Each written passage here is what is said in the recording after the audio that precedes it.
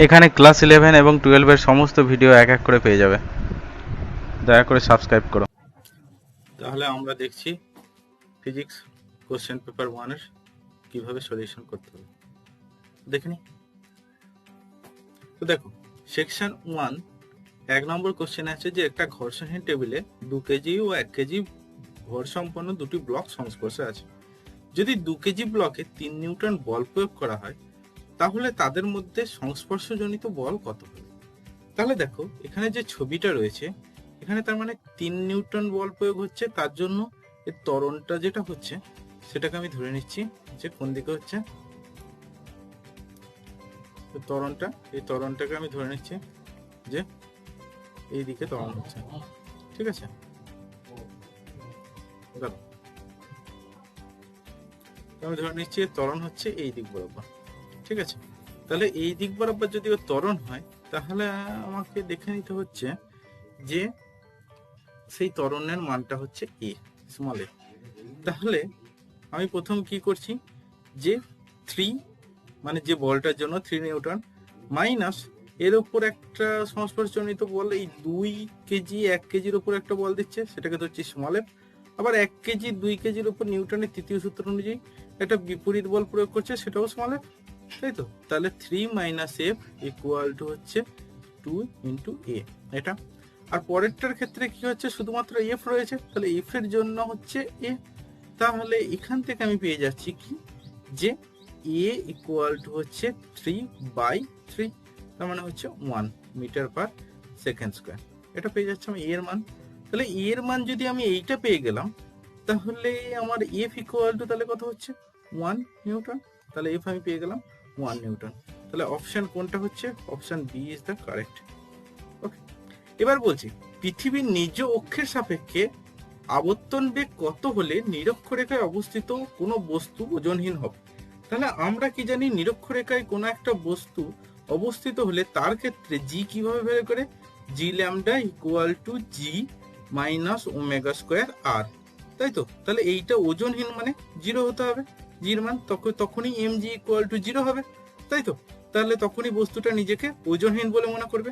তাহলে এখান থেকে আমি কি পেয়ে যাচ্ছি যে omega square R equal to হচ্ছে জি, তার মানে ওমেগা ইকুয়াল টু হচ্ছে root over G by R. এটাই হচ্ছে কি, এটা হচ্ছে অপশন সি, যেটা হচ্ছে আবর্তন বেগ পেয়ে গেলাম। এবার কি বলছে যথার্থ তাৎপর্যপূর্ণ অঙ্ক সংখ্যা লেখো এর ক্ষেত্রে। তাহলে এর ক্ষেত্রে যথার্থ অঙ্কপূর্ণ, তাহলে আমাদের এখানে ক্যালকুলেটারে ব্যবহার করতে হবে। তাহলে ক্যালকুলেটারে করে দেখি মানটা। তাহলে এই যে মানটা আর এই পুরোটা ক্যালকুলেটারে মান আসছে আমার 1.8198, এই মানটা আসছে। তাহলে এই মানটা থেকে তাহলে এর আমি যথার্থ করলে কি হয়ে যাচ্ছে তখন আমার হয়ে যাচ্ছে 1.82। এখানে 2 কেন নিচে দেখো এখানে ডিজিট কটা আছে 28.78, তার মানে সব থেকে মিনিমাম হচ্ছে দশমিকের পর দুটো ঘর, তার জন্য আমরা নেবো দশমিকের পর দুটো ঘর পর্যন্ত। তার জন্য আমার অপশন কোনটা হবে, অপশন এ হবে কারেক্ট। ওকে, এবার পরেরটা কি বলেছে 4 নম্বরের কোশ্চেন যে একটি 6 কেজি ভর সম্পন্ন বস্তুতে একটি বল প্রয়োগ করার ফলে বস্তুটির সরণ যদি x equal to T square by 4 M হয়, মানে মিটার হয়, যেখানে টি সেকেন্ডে প্রকাশ করা হয়, তবে 2 সেকেন্ডে বল কর্তৃক কৃতকার্য কত হবে। তাহলে আমরা কি জানি কৃতকার্য ডাব্লিউ ইকুয়াল টু হচ্ছে ক্যাপিটাল এফ ইন্টু এক্স। তাহলে ক্যাপিটাল এফ মানে কি বল, তাহলে বল মানে আমরা জানি ভর ইন্টু ত্বরণ ইন্টু এক্স এটা। তাহলে এবার ত্বরণ মানে আমরা লিখতে পারি এম ইন্টু এক্স, ত্বরণের জায়গায় লিখতে পারি D two X D T square এটা। তার মানে এবার এম এর ভ্যালু কত দিয়েছে 6 দিয়েছে, তাই তো। এক্স এর ভ্যালু কি হচ্ছে T square by 2, T square by 2 মানে হচ্ছে 4 বাই টি স্কোয়ার বাই 4 মানে 4/4। আবার তার সাথে কি হচ্ছে, তার সাথে দিয়েছে D two X D T square, তার মানে এর মান হয়ে যাচ্ছে কত, এর মান হয়ে যাচ্ছে দেখো হাফ, তার মানে হাফ, তার মানে এইটা ভ্যালুটা বেরিয়ে যাচ্ছে দেখো 6/2, তার মানে হচ্ছে 3, তার মানে আমার মান হবে 3 joule. Option D is the right answer.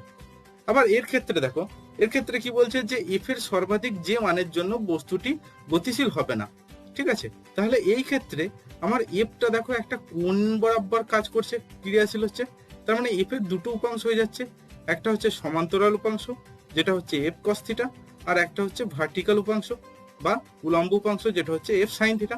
তাহলে আমি প্রথম ভার্টিক্যাল উপাংশ দেখি, তো ভার্টিক্যাল উপাংশ এদিকে, আবার এমজিও নিচের দিকে কাজ করছে, তার জন্য একটা তল কর্তৃক একটা কি হচ্ছে যে রিয়াকশন ফোর্স আর কাজ করছে। তাহলে আমি কি পেয়ে যাচ্ছি যে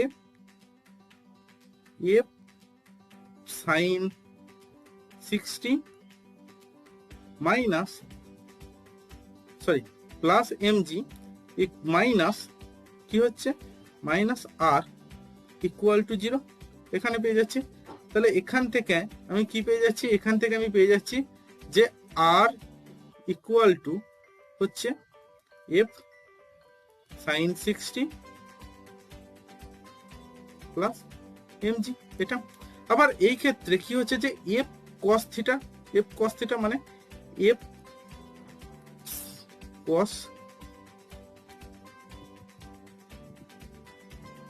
এফ কস 60 এটা কিসের জন্য হচ্ছে মাইনাস মিউ ইন্টু আর যেটা হচ্ছে ঘর্ষণ বল, এইটা ইকুয়াল টু কি হচ্ছে এর ত্বরণ হচ্ছে না মানে গতিশীল হবে না, তাহলে তাই এটা 0। তাহলে এখান থেকে আমি বসিয়ে পাচ্ছি যে F cos 60 minus F into mu sine 60 equal to হচ্ছে মাইনাস প্লাস হয়ে যাচ্ছে এইদিকে এসে মিউ এমজি এটা দাঁড়াচ্ছে। তাহলে এখান থেকে দেখো পেয়ে যাচ্ছি যে এফটা যদি কমন নেই তাহলে এফ ইকুয়াল টু আমি পেয়ে যাচ্ছি mu MG divided by cos 60 minus mu sine 60 এটা পাচ্ছি।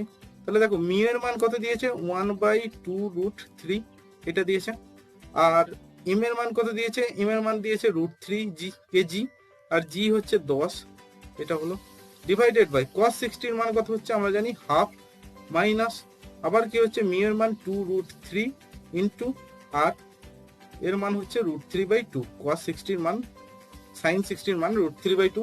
তাহলে দেখো এখানে নিচে √3 কেটে যাচ্ছে, তাহলে এই নিচে এই অংশটা হয়ে যাচ্ছে 1/4, তাহলে হাফ মাইনাস 1/4 মানে নিচে হয়ে যাচ্ছে 1/4, তাই তো। তাহলে নিচে যদি 1/4 হয়ে যায় তাহলে জিনিসটা কি হচ্ছে দেখি, তাহলে নিচে 1/4 আর এইদিকে দেখো √3 কেটে যাচ্ছে, তাহলে এইদিকে 2 হচ্ছে এটা কেটে যাচ্ছে, তাহলে হচ্ছে 5, তাহলে 5/1/4 তার মানে হয়ে যাচ্ছে 5 ইন্টু 4 তার মানে হয়ে যাচ্ছে তোমার 20, তার মানে আমার অ্যান্সার কত হবে 20 নিউটন।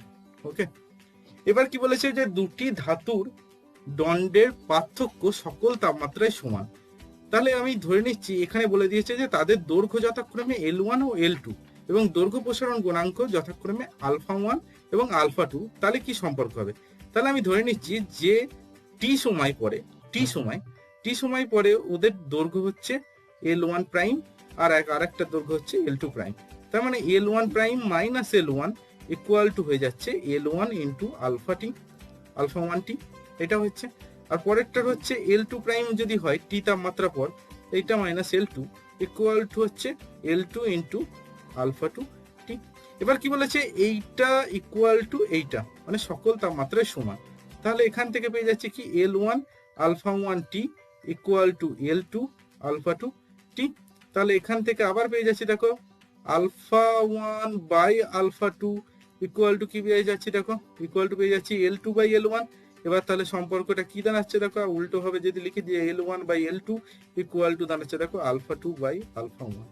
তার মানে আমার ওইখানে অপশন কোনটা হচ্ছে অপশন বি হচ্ছে কারেক্ট। ওকে,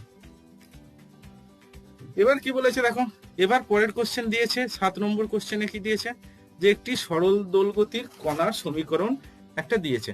তাহলে আমরা কি জানি সরল দোলগতির কণার সমীকরণ যদি x ইকুয়াল টু কি বলছে 4 sin πt plus 4 cos πt এটা হচ্ছে, তাহলে এটাকে আমি লিখতে পারি r ইন্টু cos থিটা, মানে যেখানে r cos theta equal to 4, যেখানে r cos theta equal to 4 into sin πt plus আবার r sin theta into cos πt এটা লিখতে পারি, আবার যেখানে r sin theta equal to হচ্ছে 4।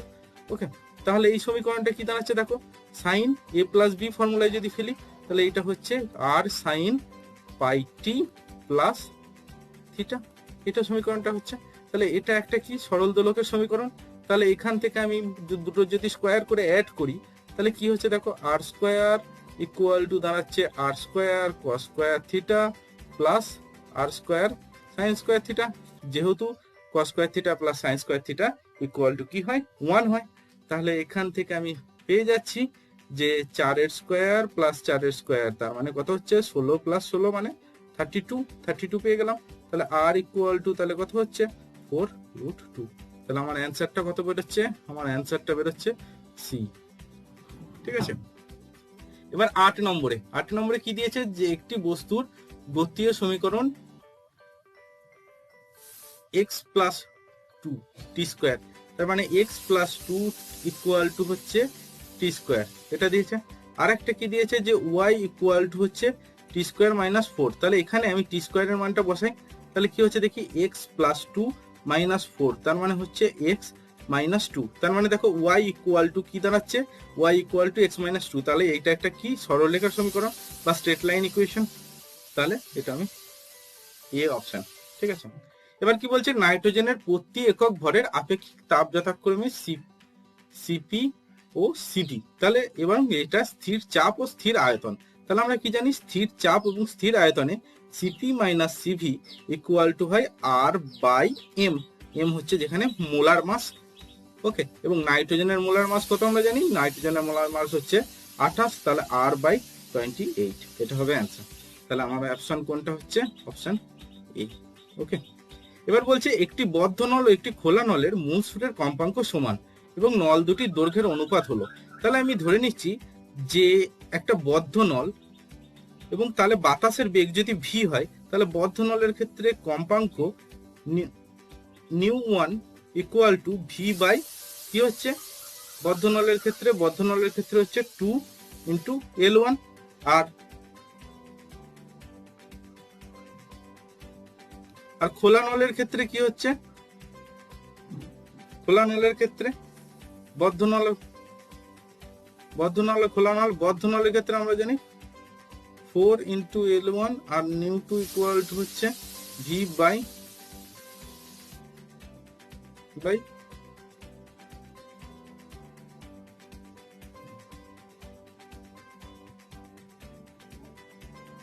হ্যাঁ, তাহলে বদ্ধ নলের ক্ষেত্রে ভি বাই 4L1 আর এর ক্ষেত্রে হচ্ছে ভি বাই 2L2 খোলা নলের ক্ষেত্রে।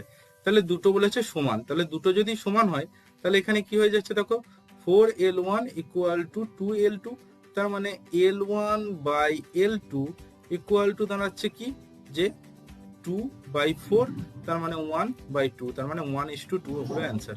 তার মানে বি এরটা হবে অ্যান্সার। ঠিক আছে।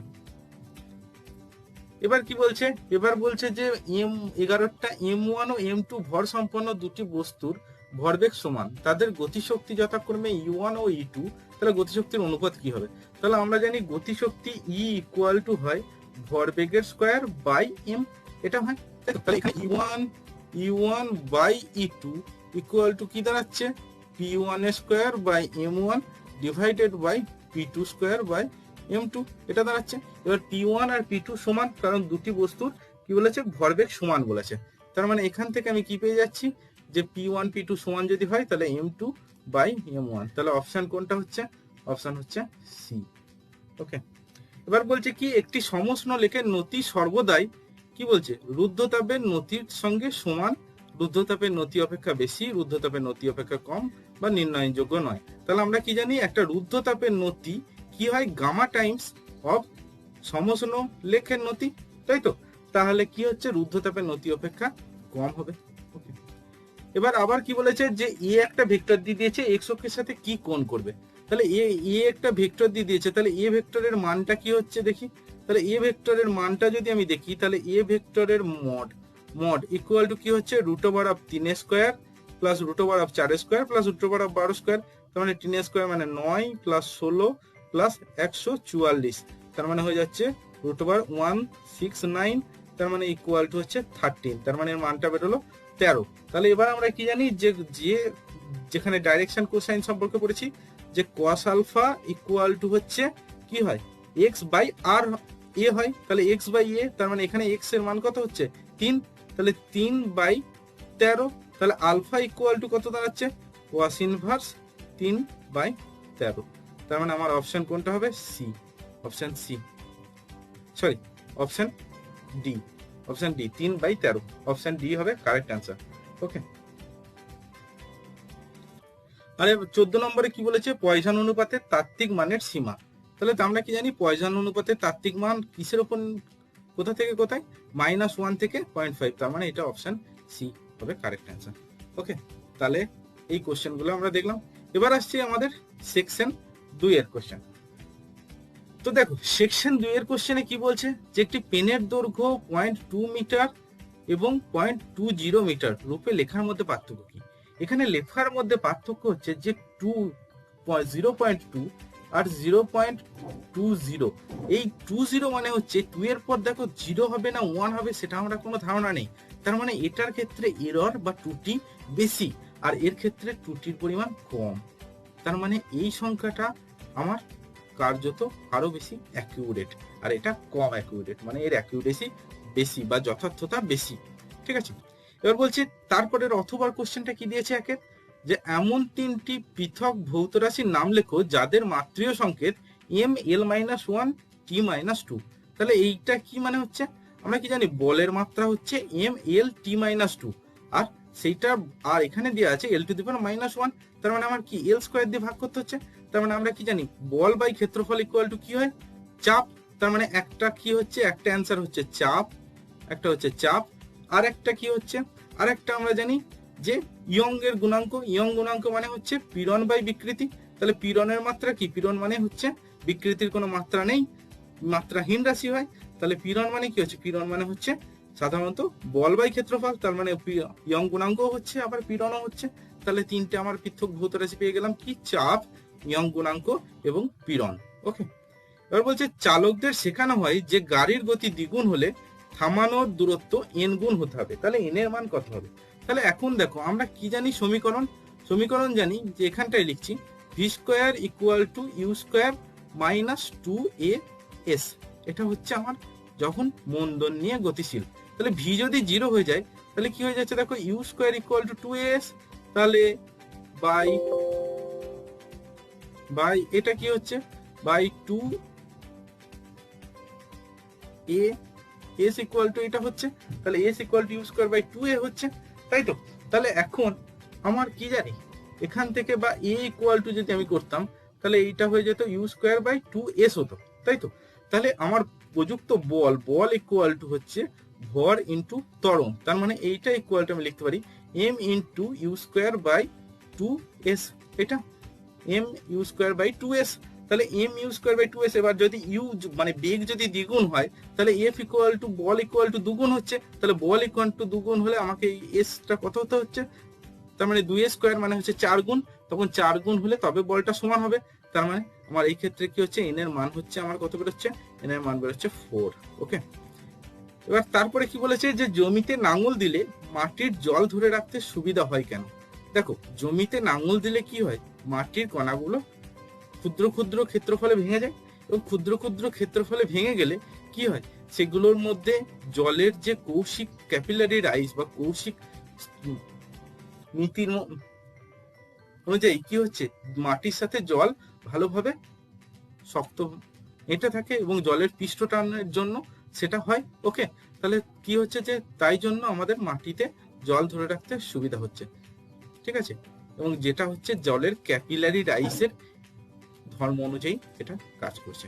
ওকে, এবার আসছি আমাদের পরের পেজে, দেখি। তাহলে 3-এর অথবা কোশ্চেনে কি আছে, যে বদ্ধ ঘরে ধুলো সাধারণত ধীরে ধীরে জমে কেন। তাহলে দেখো যে ধুলোর যে কণাগুলো সেগুলো অনেকটা কি গোলকের মতো এবং খুব ক্ষুদ্র ক্ষুদ্র গোলক, ঠিক আছে, এবং যাদের ব্যাসার্ধ খুব কম। তাই জন্য এরা যখন বাতাসের নিচে আস্তে আস্তে নামে তখন এদের বাতাসে যে সন্ধিবেগ বা টার্মিনাল ভেলোসিটি, সেই টার্মিনাল ভেলোসিটির মানটাও খুব কম হয়, ঠিক আছে। সেই টার্মিনাল ভেলোসিটির মান খুব কম হয় বলে এরা খুব ধীরে ধীরে ধীরে ধীরে আস্তে আস্তে নামে, এবং তাই জন্য এই বদ্ধ রুমে এইটা এরা খুব ধীরে ধীরে ধীরে ধীরে জমছে। ওকে, সেটা শুধুমাত্র এই যে সন্ধি বেগের জন্য হয়। ওকে, এবার পরেরটা কোশ্চেন কি বলেছে যে প্রমাণ চাপ ও উষ্ণতায় বায়ুতে শব্দের বেগ 332 মিটার পার সেকেন্ড, উষ্ণতা স্থির রেখে চাপ দ্বিগুণ করলে বেগ কত হবে? তাহলে আমরা কি জানি? আমরা জানি যে যদি উষ্ণতা স্থির রেখা হয় তাহলে গ্যাসীয় মাধ্যমে চাপের পরিবর্তনের জন্য শব্দের বেগের কোনো পরিবর্তন হয় না। তাহলে এখানে উত্তরটা কি হবে? এখানে যে অ্যান্সারটা হবে যেটা 332 হবে। ওকে, এবার পরের কোশ্চেন কি বলেছে গ্রুপ বির, যে বৃষ্টির মধ্যে চলার সময় গাড়ির সামনের কাছে বৃষ্টির জল পড়ে। তাহলে দেখো বৃষ্টি সাধারণত এই দিকে পড়ছে। ওকে, এবার গাড়িটা কি এই দিকে গতিশীল, তাহলে একটা গাড়ি যদি দেখি তাহলে এদের যে মধ্যবর্তী, তাহলে এর ক্ষেত্রে আমি দেখছি যে আপেক্ষিক গতিটা তাহলে বৃষ্টির কি হচ্ছে গাড়ির সাপেক্ষে আপেক্ষিক গতির দিক হয় এই দিক বরাবর, তাই তো? এই দিক বরাবর আমরা দেখি এই দিক বরাবর হয়। তাহলে এই দিক বরাবর যদি আপেক্ষিক গতির বেগ হয় তাহলে গাড়িটা এই দিকে যাচ্ছে, তার মানে গাড়ির তখন সামনে কাছে এসে পড়বে, তাই জন্য গাড়ির সামনের কাছে এসে বৃষ্টির জলটা পড়ে। ওকে, এবার পরের কোশ্চেনে কি দেখছে বলছে, দেখাও যে কোনো বস্তুকে থিটা এবং 2π - থিটা কোণে নিক্ষেপ করলে উভয় ক্ষেত্রে প্রক্ষেপ সীমা একই থাকে। তাহলে আমরা কি জানি প্রক্ষেপ সীমা r ইকুয়াল টু কি হয়, u square sine 2 theta by G হয়। এখন যদি থিটা ইকুয়াল টু থিটা বা পাই বাই 2 মাইনাস থিটা হয়, তাহলে দেখো দুটো মানই একই থেকে যাবে, তার মানে এর ক্ষেত্রে দেখো প্রক্ষেপ সীমা একই থেকে যাবে। ওকে, এবার পরের কোশ্চেনটা আসছি 6 নম্বর কোশ্চেনে কি বলছে যে পাশের চিত্রে পি ব্লক কিউ ব্লকের উপর কত বল প্রয়োগ করবে। তাহলে দেখি, তাহলে দেখো এখানে যদি এদের দুজনের মধ্যে মানে কিউ ব্লকটা পি এর উপর একটা সংস্পর্শজনিত বল সেটা স্মল এফ কাজ করছে, আবার পি নিউটনের তৃতীয় সূত্র অনুযায়ী পি ও কিউ এর উপর একটা সংস্পর্শজনিত বল ক্রিয়া করছে স্মল এফ, একই পরিমাণ। ওকে, তাহলে এখানে কি হচ্ছে এবং এদের ত্বরণ যেটা হচ্ছে, ত্বরণটা হচ্ছে কোন দিক বরাবর, এই দিক বরাবর, মানে আমার বাঁ দিক বরাবর। তাহলে কি হচ্ছে যে 30 - f ইকুয়াল টু কি দাঁড়াচ্ছে 10a প্রথমটা। আর একটা সমীকরণ কি দাঁড়াচ্ছে যে f ইকুয়াল টু 20a, এটা দাঁড়াচ্ছে।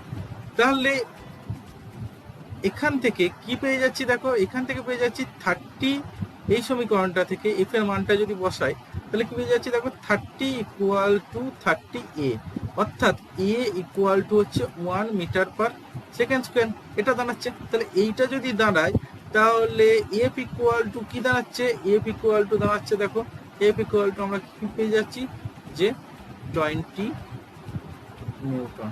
তাহলে f ইকুয়াল টু আমি কি পেয়ে গেলাম, বল কত পেয়ে গেলাম 20 নিউটন, মানটা পেয়ে গেলাম 20 নিউটন।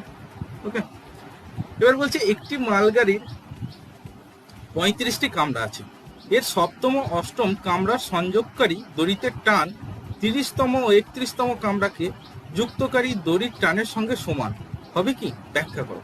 তাহলে দেখো একটা মালগাড়ি আমি যদি দুটো, এই একটা ব্লক আর এই একটা ব্লক, আমি 3টে ব্লক নিয়ে বোঝানোর চেষ্টা করছি। তাহলে প্রথম ব্লকের ভর হচ্ছে m1, এর হচ্ছে m2, এর ক্ষেত্রে m3। এবার যদি মালগাড়িটা ধরো এই দিকে যাচ্ছে, এদিকে যাচ্ছে, তার মানে এর ত্বরণও হচ্ছে এই দিক বরাবর, এর যে বল, এইটা ইঞ্জিন দ্বারা বল যে প্রযুক্ত সেটা হচ্ছে ইঞ্জিন আই লিখছি, সেটা ধরছি এফ। তাহলে এর ক্ষেত্রে এই যে টানছে সেটা আমি ধরছি কিসে, এফ এ টানছে। এবার যখন m3 কে টানছে তখন m2 একটা পেছন দিকে টান দিচ্ছে m3, সেটা হচ্ছে, সেটাকে ধরছি কি f1। আর এও m3 ও m2 কে টানছে যেটা হচ্ছে f1, ঠিক আছে, বিপরীতমুখী। এর ক্ষেত্রে f2 আর f2টা কোন দিকে, একটা এই দিকে আবার একটা এই দিকে। তাহলে এর ক্ষেত্রে প্রথমটার ক্ষেত্রে কি হচ্ছে f2 equal to m1 into a, এটা দাঁড়াচ্ছে কারণ ত্বরণ তো একই আছে। আর একটা কি হচ্ছে, আরেকটা হচ্ছে যে f1 minus f2 equal to m2 into a। তাহলে এখান থেকে কি পেয়ে যাচ্ছি যে f1 ইকুয়াল টু হচ্ছে m1 plus m2 into a দাঁড়াচ্ছে। আর প্রথমের ক্ষেত্রে কি হচ্ছে, M3 ব্লকটার ক্ষেত্রে F minus F1 equal to হচ্ছে M1 ইন্টু এ। তার মানে এখান থেকে F ইকুয়াল টু কি দাঁড়াচ্ছে, F ইকুয়াল টু দাঁড়াচ্ছে যে M1 plus M2 plus M3 এটা M3 ইন্টু এ, এটা দাঁড়ালো।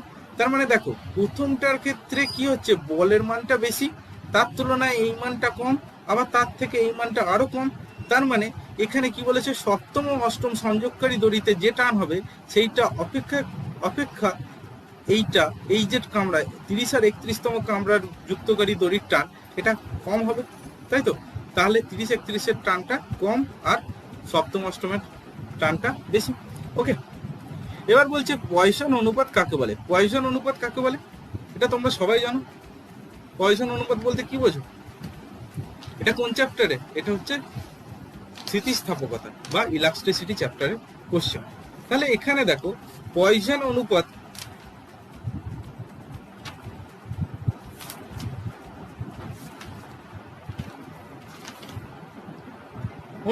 বলতে কি বোঝায়, যে বিকৃতির পরিমাণ বেশি না হলে যদি পার্শ্বীয় বিকৃতি এবং অনুদৈর্ঘ্যের বিকৃতি সমানুপাতিক হয়, এবং এই যে পার্শ্বীয় বিকৃতি বাই অনুদৈর্ঘ্য বিকৃতি এর যে অনুপাত এটাকেই বলা হয় পয়সন অনুপাত। ওকে, এবার বলছে এর বাস্তব মানের সীমা কত। তাহলে এর বাস্তব মানের সীমা আমরা কি জানি, এর বাস্তব মানের সীমা হয় সিগমার মান, বাস্তব মান 0.5 থেকে ছোট, এবং এটা হচ্ছে তাত্ত্বিক মান, আর বাস্তব মানের ক্ষেত্রে এটা 0 হয়। তার মানে 0 থেকে সিগমা 0.5 এর মধ্যে মানটা হয়। ওকে, এবার পরের কোশ্চেনে কি দিয়েছে, যে 8 নম্বর কোশ্চেনে দিয়েছে উষ্ণতা বৃদ্ধি পেলে এবং ঘনত্ব হ্রাস পেলে কোনো গ্যাসের অণুর গড় বর্গবেগের বর্গমূলের কি রকম পরিবর্তন হবে। তাহলে দেখো 1 নম্বর বলছে উষ্ণতা বৃদ্ধি পেলে, তাহলে গড় বর্গবেগের বর্গমূল, তাই তো? তাহলে এই মানটা আমাকে দেখতে হবে। দেখি,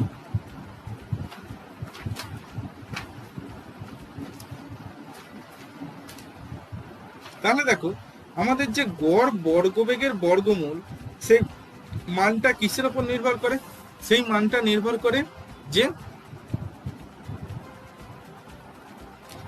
সি ইকুয়াল টু আমরা কি জানি, সি ইকুয়াল টু আমরা জানি √3RT বাই এম, যেখানে আর হচ্ছে কি, যেখানে আর হচ্ছে গ্যাসের ধ্রুবক, ঠিক আছে, এবং টি হচ্ছে তাপমাত্রা। তার মানে সি কি প্রপোর্শনাল টু টি, তার মানে টি যদি বাড়ে তাহলে সি টি এর ব্যস্ত অনুপাত, মানে কি হচ্ছে, যে পরম উষ্ণতার বর্গমূলের সমানুপাতিক হচ্ছে। ওকে, আর পরেরটা কি বলেছে, যে ঘনত্ব হ্রাস পেলে কি হবে, তাই তো? তার মানে ঘনত্বর সাথে কি সম্পর্ক সেটা। তাহলে আমরা কি আবার জানি যে সি ইকুয়াল টু হচ্ছে √3p বাই রো, যেখানে এটা ঘনত্ব।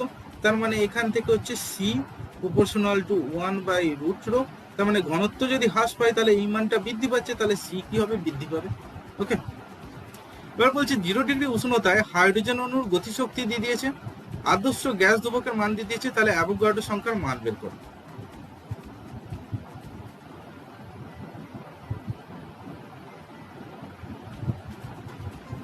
অ্যাভোগাড্রো সংখ্যার মান আমাদের বের করতে বলেছে। ওকে, তাহলে এইটা কি করে করব দেখি একটু।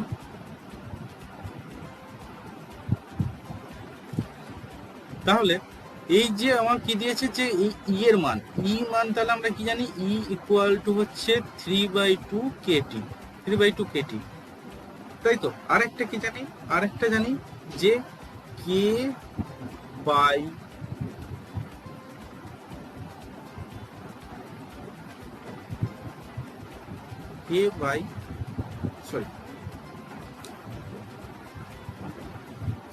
আরেকটা জিনিস হচ্ছে যে আর বাই এন ইকুয়াল টু হচ্ছে কে। তার মানে এন ইকুয়াল টু আমার দাঁড়াচ্ছে যে আর বাই কে, এখান থেকে পাচ্ছি। তাহলে এখান থেকে দেখো ই এর মানে যদি আমি মানটা বসাই, তাহলে কে এর মান আমি পাবো, কে এর মান এখান থেকে আমি পাচ্ছি যে 1.1 গুলো বসিয়ে পাচ্ছি 25 × 10⁻⁻16, এই ভ্যালুটা পাচ্ছি কে এর মান। এবার এখান থেকে আমি কে এর মানটা পাচ্ছি, যেখানে টি ইকুয়াল টু 0°C মানে হচ্ছে 300 ধরেছি, টি ইকুয়াল টু 300 ধরে আমি কে এর মানটা পেয়েছি এটা। এবার আমার কি হচ্ছে যে এন ইকুয়াল টু এইটা আছে, তাহলে এন ইকুয়াল টু আমি তখন পাচ্ছি 6.62 ইন্টু 10⁻23, এটা আমার মানটা পাচ্ছি। ওকে, তাহলে অ্যাভোগাড্রো সংখ্যার মানটা আমি পেয়ে গেলাম। এবার বলছে যে অনুনাদ কাকে বলে, অনুনাদ কাকে বলে বা রেজোনেন্স, এটা অনুনাদ বা রেজোনেন্স কাকে বলে। তাহলে দেখো অনুনাদ বলছে, অনুনাদের সংজ্ঞা কি? অনুনাদ হচ্ছে যখন কোনো বস্তু সবস কম্পাঙ্কের সমকম্পাঙ্কযুক্ত অন্য একটি বস্তুর স্পন্দনের দ্বারা নিজের কম্পাঙ্ককে স্পন্দিত করে, তখন অনুনাদ সৃষ্টি হয়েছে বলে বলে, তাই তো? তার মানে এটাই হচ্ছে আমার অনুনাদের সংজ্ঞা। তাহলে এখানে পরের কোশ্চেন বলছে তীক্ষ্ণ অনুনাদ কোন অবস্থায় হয়। তাহলে তীক্ষ্ণ অনুনাদ কখন হয়? যখন কম অবমন্দন হয়, ঠিক আছে।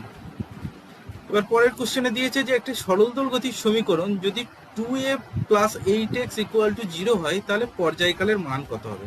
তাহলে আমার সমীকরণটা কি দিয়েছে যে 2a + 8x = 0। তাহলে এখান থেকে লিখতে পারি যে 2f = -8x, তাই তো? তাহলে f = কি হচ্ছে -4x, এটা আমি একটা কি পেয়ে যাচ্ছি এখান থেকে, এইটা ইকুয়াল টু -ω²x। তাহলে দুটোকে যদি কম্পেয়ার করছি তাহলে ওমেগা ইকুয়াল টু আমি কি পেয়ে যাচ্ছি 2, তাহলে ওমেগা ইকুয়াল টু যদি 2 পেয়ে যাই তাহলে টি ইকুয়াল টু আমরা কি জানি ওমেগা 2π/ω, টি ইকুয়াল টু হচ্ছে 2π/ω, টি ইকুয়াল টু আমরা জানি 2π/ω। তাহলে 2π/ω বসালে আমি টি ইকুয়াল টু পেয়ে যাচ্ছি পাই সেকেন্ড, তো ঠিক আছে। তাহলে আমি এই অ্যান্সার গুলো করে ফেললাম। এবার আসছি গ্রুপ সি এর কোশ্চেন গুলো, দেখি এক এক করে। তাহলে আমরা কি দেখছি যে গ্রুপ সির প্রথম কোশ্চেন আছে 10 নম্বর কোশ্চেন নম্বর 10, কি আছে যে 45 ডিগ্রি কোণে আনত কোনো ঘর্ষণবিহীন তল বেয়ে নিচে নামতে কোনো বস্তুর যে সময় লাগে, ঘর্ষণযুক্ত ওই একই তল বেয়ে নামতে n গুণ বেশি সময় লাগে, তলের ঘর্ষণ গুণাঙ্কের মান কত? তাহলে আমি এখানে ধরো দুটো তল ধরে নিচ্ছি, মত তল, এর কোণ হচ্ছে থিটা, এটা দুটো সেমি তল, এর কোণ থিটা, এটাতে ফ্রিকশন আছে আর এটাতে ফ্রিকশন নেই। তাহলে এখানে একটা ব্লক রয়েছে, সেম ব্লক, এখানেও একটা সেম ব্লক রয়েছে, ঠিক আছে। এবার এই ব্লক দুটি এস দূরত্ব নামছে, এই দূরত্ব হচ্ছে এস, এই বরাবর এস দূরত্ব নামছে, একই ব্লক, এটা ঘর্ষণের, এটা ঘর্ষণবিহীন একটা তলে, ঠিক আছে। তাহলে মসৃণ নত তল, এই ক্ষেত্রে কি হচ্ছে যে এই যে এস দূরত্ব যাচ্ছে, সেই এস ইকুয়াল টু হচ্ছে UT plus half A T square, এই ফর্মুলা হচ্ছে। তাহলে এখানে দেখো এখানে আমি যদি ধরে নিই প্রাথমিক বেগ দুটোর ক্ষেত্রে 0, তাহলে প্রাথমিক বেগ যদি 0 হয় তাহলে এটা ইকুয়াল টু হচ্ছে হাফ, এর ক্ষেত্রে কি হচ্ছে এ ইকুয়াল টু হবে জি সাইন থিটা, মানে জি সাইন থিটা ইন্টু টি, এটা বলবো। আর এই তলের ক্ষেত্রে যেখানে ফ্রিকশন আছে তার ক্ষেত্রে এস ইকুয়াল টু কি হচ্ছে, তাহলে S equal to UT plus half A T square, but এখানে হাফ ইন্টু জি এর সাইন থিটার জায়গায় সাইন থিটা, আর ঘর্ষণের জন্য যে টার্মটা আসবে সেটা হচ্ছে mu cos theta minus mu cos theta into কি এন স্কোয়ার টি স্কোয়ার, এন টাইমস বলেছে। ওকে, এবার দেখো এই দুটো কি হচ্ছে একই দূরত্ব গেছে, তার মানে দুটো সমান, তার মানে এখান থেকে আমি পেয়ে যাচ্ছি যে সাইন থিটা ইকুয়াল টু হচ্ছে sine theta minus mu cos theta, ঠিক আছে, এইটা into N square equal two সমান, তাই তো? তাহলে এখান থেকে আবার লিখতে পারছি যে sine theta by N square equal to হচ্ছে sine theta minus mu cos theta. Okay, তাহলে আবার এটাকে লিখতে পারছি যে mu cos theta equal to sine theta, যদি কমন নিয়ে নিই আর এই সাইডটাকে এই সাইড নিয়ে নিই তাহলে one minus one by N square, এটা হচ্ছে। তাহলে মিউ ইকুয়াল টু কি দাঁড়াচ্ছে, মিউ ইকুয়াল টু দাঁড়াচ্ছে সাইন বাই কস, মানে হচ্ছে tan theta into one minus one by N square. এখন থিটা ইকুয়াল টু কত দিয়েছে, থিটা ইকুয়াল টু দিয়েছে 45 ডিগ্রি, প্রথমেই বলা আছে 45 কোণে, তাহলে ট্যান 45-এর মান হচ্ছে 1, তার মানে ইকুয়াল টু দাঁড়াচ্ছে 1 মাইনাস 1 বাই এন স্কোয়ার।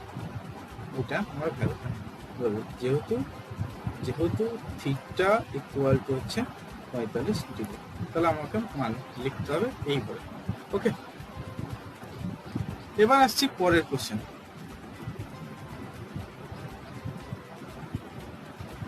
পরের কোশ্চেন দেখি।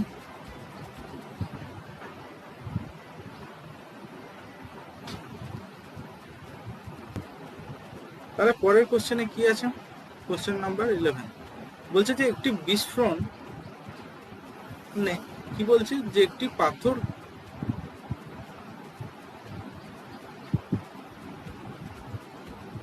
একটি বিস্ফোরণে কি বলছে, যে একটি বিস্ফোরণে যে একটি পাথরকে অনুভূমিক তলে 3টি টুকরোতে ভেঙে দেয়, টুকরোগুলির মধ্যে 2টি টুকরো পরস্পরের সঙ্গে সমকোণে ছিটকে যায়। তাহলে ধরে নিচ্ছি দুটো ছিটকে যাচ্ছে, তার মানে এইটা হচ্ছে ধরে নিচ্ছি যে কার এর ভর কত দিয়েছিল, এর দিয়েছে হচ্ছে 1 কেজি, 1 কেজি এইদিকে যাচ্ছে, আর এর সাথে সমকোণে যাচ্ছে এইদিকে হচ্ছে 2 কেজি। 1 কেজির ক্ষেত্রে স্পিড কত দেওয়া আছে, 1 কেজির ক্ষেত্রে দেওয়া আছে 12 মিটার পার সেকেন্ড, আর এর ক্ষেত্রে দেওয়া আছে 8 মিটার পার সেকেন্ড। ঠিক আছে, এবং 3 নম্বরটা গেছে এইদিকে, এর পর ধরে নিচ্ছি এম, এবং এটা কোন দিক বরাবর গেছে, 4 মিটার পার সেকেন্ডে গেছে। ঠিক আছে, তাহলে এখানে আমি ধরে নিচ্ছি যে এটা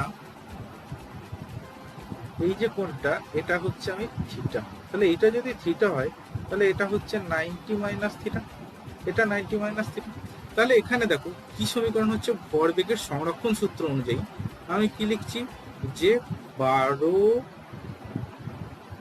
cos থিটা, মানে 12 মানে হচ্ছে 1 ইন্টু 12, তাই 12 cos থিটা প্লাস 8 ইন্টু 2 কত হচ্ছে 16, এর ক্ষেত্রেও cos 90 মাইনাস থিটা, তার মানে হয়ে যাচ্ছে সাইন থিটা, মানে সাইন থিটা ইকুয়াল টু কি দাঁড়াচ্ছে, ইকুয়াল টু দাঁড়াচ্ছে এম ইন্টু 4 বা 4m। ঠিক আছে, এটা কোনো আর একটা সমীকরণ কি হচ্ছে দেখো, এই অক্ষ বরাবর, এই দিকের অক্ষ বরাবর, যে 12 সাইন থিটা মাইনাস কেন, কারণ এর ক্ষেত্রে বেগে এই দিক বরাবর যাচ্ছে, তাই তো, তার মানে 16, আবার এখানে cos 90 মাইনাস থিটা মানে হয়ে যাচ্ছে সাইন 90 মাইনাস থিটা, তার মানে cos থিটা হয়ে যাচ্ছে, ইকুয়াল টু হয়ে যাচ্ছে 0। তার মানে এখানে দাঁড়াচ্ছে দেখো tan থিটা ইকুয়াল টু বেরোচ্ছে 16/12, তার মানে 4/3 মানে থিটা ইকুয়াল টু বেরিয়ে যাচ্ছে 53.1 ডিগ্রি, এত ডিগ্রি বেরিয়ে গেল থিটা। তাহলে এখন যখন থিটা বেরিয়ে গেছে, এখানে যদি মানগুলো বসাই তাহলে এখান থেকে আমি ডাইরেক্ট লিখে দিতে পারি, তাহলে 12 ইন্টু cos থিটার মান, cos 53.1 এর মান কত হচ্ছে, cos 53.1 দেখি, cos 53.1 তার মান হচ্ছে 0.6, এটা প্লাস 16 ইন্টু সাইন 53.1 এর মান কত হচ্ছে,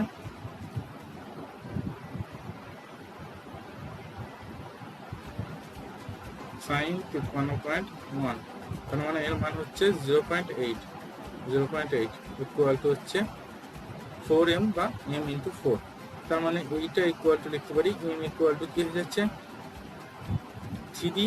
4 যদি কেটে যায় তাহলে 3 হয়ে যাচ্ছে, 3 ইন্টু 0.6 প্লাস 4 ইন্টু 0.8, তার মানে ইকুয়াল টু হয়ে যাচ্ছে 5 কেজি, তার মানে 5, তৃতীয় ঘরের মানটা কত বেরিয়ে গেল, 5 কেজি, এটা বেরিয়ে গেছে। ওকে, এবার আসছি পরের কোশ্চেন, এর অথবাটা।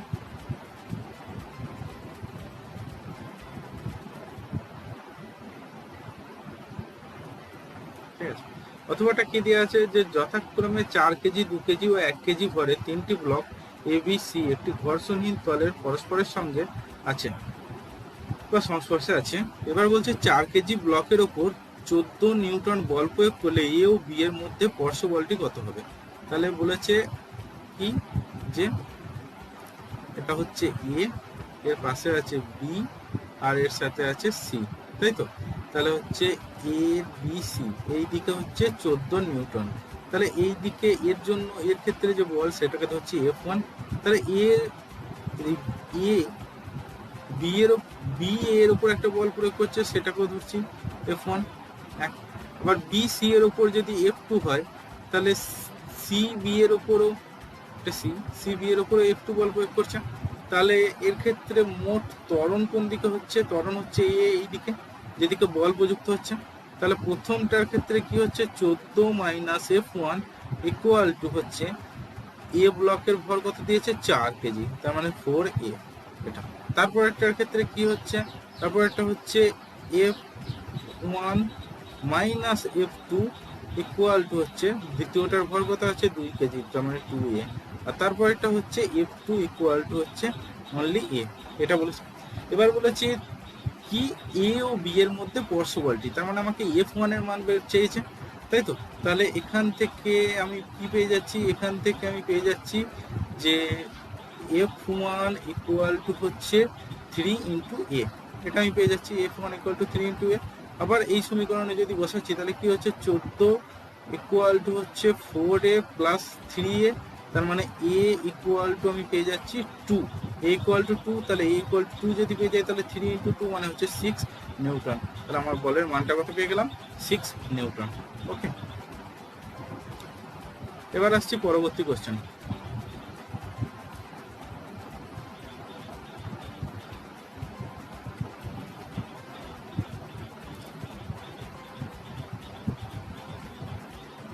পরবর্তী কোশ্চেন কি বলেছে যে 5 কেজি ভরের একটি ব্লক মসৃণ অনুভূমিক টেবিলের ওপর 2.5 মিটার পার সেকেন্ড বেগে চলতে চলতে একটি স্প্রিংকে আঘাত করলো ও স্থির অবস্থায় এলো এবং স্প্রিং এর বল ধ্রুবক দিয়েছে 30 নিউটন পার মিটার হলে স্প্রিংটি কতটা সংকুচিত হবে এবং এটি হবে। প্রথম কোশ্চেন এটা। পরের কোশ্চেন দিয়েছে একটি সংরক্ষী বলের নাম।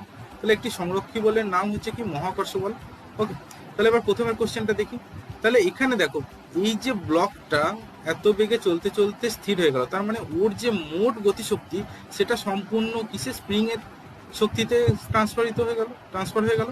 তার মানে এর ক্ষেত্রে গতিশক্তি half M V square equal to কি হয়ে যাচ্ছে হাফ কে এক্স স্কোয়ার, যে পরিমাণে সংকুচিত হবে সেইটা যদি এক্স হয় তাহলে এইটা ইকুয়াল টু এখান থেকে কি পেয়ে যাচ্ছে যে M V square equal to হচ্ছে কে এক্স স্কোয়ার। তাহলে এক্স স্কোয়ার ইকুয়াল টু কি পেয়ে যাচ্ছি M V square by K. তাহলে এম এর মান কত দেওয়া আছে, এম এর মান দেওয়া আছে 5, এম এর মান দেওয়া আছে 5, ঠিক আছে। ভি এর মান কত দেওয়া আছে 2.5, 2.5 এর স্কোয়ার করলে 6.25 হয়ে যাচ্ছে। আর ডিভাইডেড বাই কি আছে কে, কে এর মান কত দেওয়া আছে 30, তার মানে এটা লিখছি আমি 30। তাহলে কেটে গেল 5 এর 6, তার মানে 6.25 ডিভাইডেড বাই 6, তার মানে ইকুয়াল টু কত আসছে, তার মানে ইকুয়াল টু আসছে 1.04। এবার তার যদি রুট করা হয় তাহলে এক্স ইকুয়াল টু পেয়ে যাচ্ছি 1.02 এত মিটার। তাহলে এটা এক্স এর মানটা আমরা মিটারে আসবে। ওকে, এইভাবে পেয়ে গেলাম। তাহলে এবার আসছি পরের question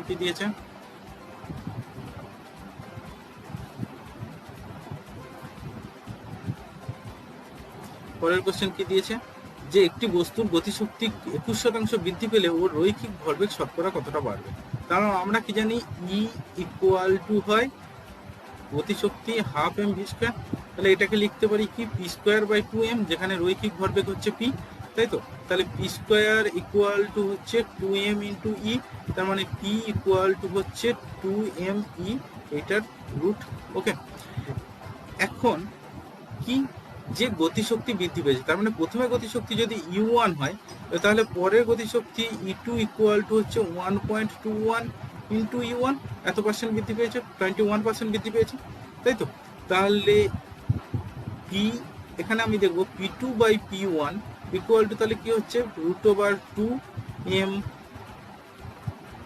E2 by √2m E1, তার মানে ইকুয়াল টু হচ্ছে √E2 বাই U1, তার মানে ইকুয়াল টু হচ্ছে কত, যে √1.21, তার মানে রুট যদি কেটে যায়, তাহলে কি হয়ে যাচ্ছে, যে 1.1, তার মানে আমার যে বৃদ্ধিটা সেটা কত হচ্ছে, সেটা হচ্ছে যে P2 minus P1 by P1 যদি করি, তাহলে সেটা কত হচ্ছে, যে 0.1, তার পার্সেন্টেজ 100% দিয়ে যদি গুণ করা হয়, তাহলে আসছে অ্যাবাউট 10%, মানে 10% আমার বৃদ্ধি পাচ্ছে।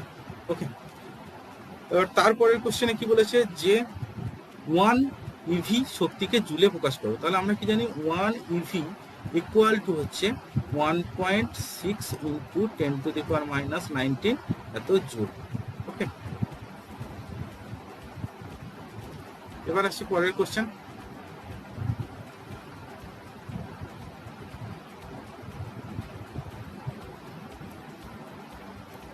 পরের কোশ্চেনটা কি বলছে দেখি, বলছে একটি নিরপেক্ষ সাম্যের একটি উদাহরণ দাও। তাহলে নিরপেক্ষ সাম্য বলতে কি বোঝায়, নিরপেক্ষ সাম্য মানে একটা টেবিলের মধ্যে যদি আমি একটা বলকে রেখে দিই, তাহলে সেটা যে সাম্য হবে সেটাই হচ্ছে একটা নিরপেক্ষ সাম্য।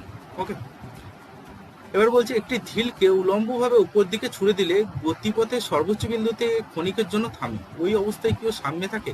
তাহলে একটা বলকে যখন উপর দিকে ছোড়া হয়, ও উপর দিকে গিয়ে একটা নির্দিষ্ট বিন্দুতে থামে, তারপর তাহলে নির্দিষ্ট বিন্দুতে যখন থামে, তখন ওর ক্ষেত্রে কি হয়, বেগ শূন্য হয় সর্বোচ্চ বিন্দুতে, এবং কিন্তু ত্বরণ ওর ক্ষেত্রে কি হবে, জি সবসময় নিচের দিকে -g, তার মানে ওর ক্ষেত্রে এইটা থেকে এই বিন্দুতে ও সাম্যে রয়েছে, এবং সাম্যটা কি ভ্যালু হচ্ছে, সাম্যটা -g, মানে এটা হচ্ছে কি ত্বরণ, এর ত্বরণটা হচ্ছে -g, তার মানে এটা একটা অস্থির সাম্যে রয়েছে।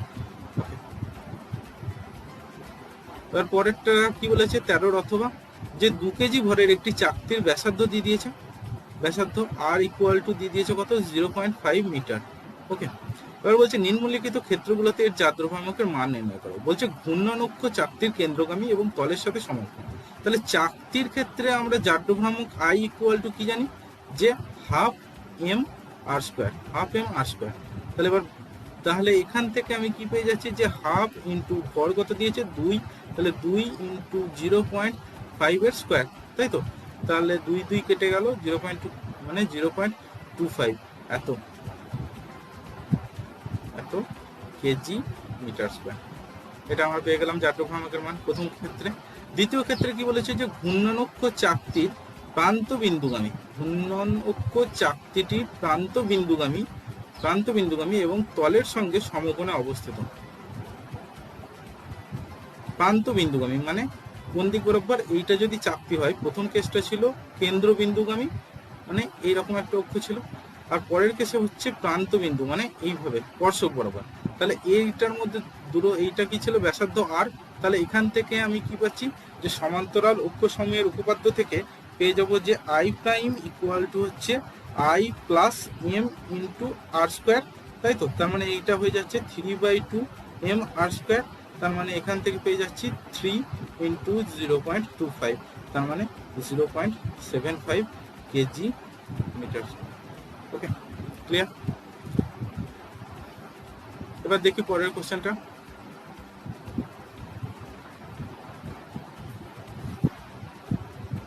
কি আছে পরের কোশ্চেন? পরের কোশ্চেন বলছে, যে সুষম বেধযুক্ত একটি গোলাকার প্লেটের ব্যাস এত, ওই প্লেটের এক ধার ঘেঁষে 42 সেন্টিমিটার ব্যাসের একটি গোলাকার অংশ কেটে নেওয়া হলে অবশিষ্ট অংশের ভার কেন্দ্রের অবস্থান নির্ণয় করো, তাই তো?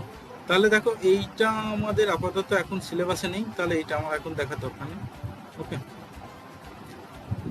এটা আপাতত ভর কেন্দ্র ভার কেন্দ্র বের করার প্রসেসটা এখন আমাদের দেখি বাদ দিয়ে দিয়েছে। ওকে, এই বছরের সিলেবাস থেকে।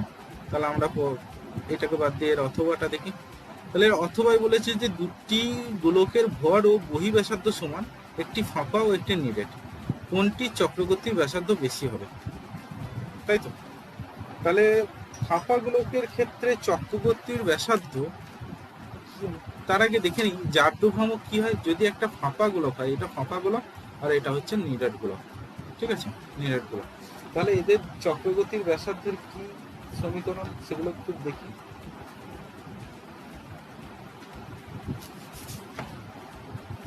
তাহলে দেখো, যদি এটা শক্ত গোলক হতো তাহলে এর ক্ষেত্রে আই ইকুয়াল টু কি হয়, আই ইকুয়াল টু হয় 2/5 m r স্কোয়ার, যেখানে আর হচ্ছে ওর ব্যাসার্ধ আর এম হচ্ছে ওর ভর। ওকে, আর এই ক্ষেত্রে কি হচ্ছে, এটাকে I2 লিখছি আর এটাকে I1 লিখছি, তাহলে I1 ইকুয়াল টু কি হয়, ফাঁপা গোলকের ক্ষেত্রে এর মানটা হয় যে 2/5 m r1 square plus r2 square, যেখানে r1 হচ্ছে এর এই যে ফাঁপা গোলকটার এই ভেতরের, এটা হচ্ছে r1 অন্তঃব্যাসার্ধ আর এটা হচ্ছে বহিঃব্যাসার্ধ হচ্ছে r2, এইটা এইভাবে হয়। তাহলে এবার কি বলেছে যে কোনটি চক্রগতির ব্যাসার্ধ বেশি হবে, কোনটি চক্রগতির ব্যাসার্ধ, তাহলে চক্রগতির ব্যাসার্ধ জানি k ইকুয়াল টু হয় কি I/√i/m, √i/m মানে হচ্ছে √2/5 r1 এর স্কোয়ার প্লাস r2 স্কোয়ার, এর ক্ষেত্রে হচ্ছে k1 ইকুয়াল টু, আর k2 ইকুয়াল টু এর ক্ষেত্রে হচ্ছে কি √2/5 r স্কোয়ার, এটা বেরোচ্ছে। তাহলে এই ক্ষেত্রে কোনটা ভ্যালু বেশি হবে, অবশ্যই k1 গ্রেটার দ্যান k2 হবে, ঠিক আছে। এবার পরেরটা কি বলেছে,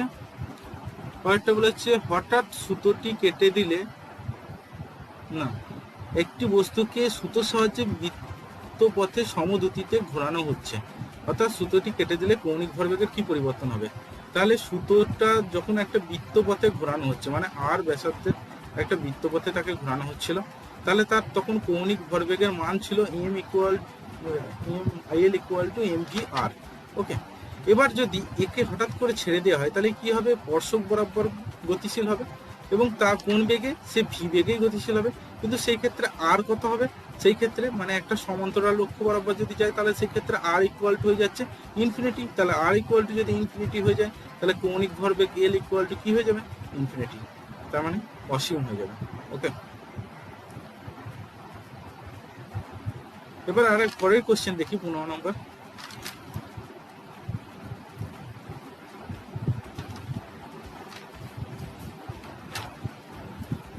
কোশ্চেনে কি বলছে যে একটি বস্তুর ওজন হচ্ছে কত দিয়েছে, 63 কেজি। ওকে, পৃথিবী পৃষ্ঠ থেকে পৃথিবীর ব্যাসার্ধের অর্ধেক উচ্চতায় ওই বস্তুর ওজন কি হবে। তাহলে এইখানে বস্তুটির ওজন কত হচ্ছে, ডাব্লিউ ইকুয়াল টু হচ্ছে যে m ইন্টু জি, তার মানে হচ্ছে 63 জি, ঠিক আছে। না, এটা নিউটনে দিয়েছে, তার মানে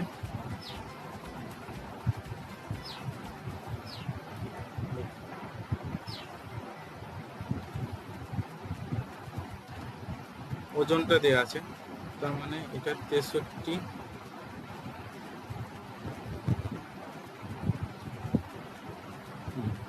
63 নিউটন। ওকে, তাহলে এটা ওজনটা দিয়েছে, এটা হচ্ছে ডাব্লিউ, এটা ইকুয়াল টু হচ্ছে mg। ওকে, এবার আমার কোন উচ্চতায় বলেছে, পৃথিবী আর ব্যাসার্ধ, এটা যদি আর ব্যাসার্ধ হয় পৃথিবী থেকে এই r/2 ব্যাসার্ধের কি হবে। তাহলে এইখানে আমরা কি জানি, যদি এখানে জি প্রাইম হয় তাহলে জি প্রাইম ইকুয়াল টু হচ্ছে জি ইন্টু 1 প্লাস কি h/r টু দি পাওয়ার -2, এটা।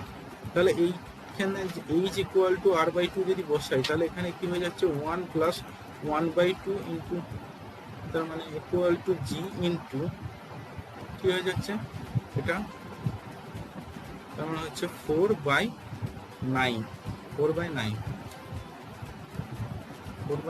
এটা দাঁড়াচ্ছে। তাহলে প্রথমে ডাব্লু যদি এটা হয় তাহলে ডাব্লু প্রাইম ইকুয়াল টু কি হচ্ছে এম জি প্রাইম সমান হচ্ছে এম ইন্টু জি ইন্টু 4/9, তাহলে হচ্ছে এম জি মান দেওয়া ছিল 63 ইন্টু 4/9, তাহলে হচ্ছে 7, তাহলে হচ্ছে 28 নিউটন, তাহলে তখন ওজন হবে 28 নিউটন। ওকে, এবার বলছে সেকেন্ড গোলকের কার্যকর দৈর্ঘ্য নির্ণয় করো, কোশ্চেনে দেওয়া রয়েছে।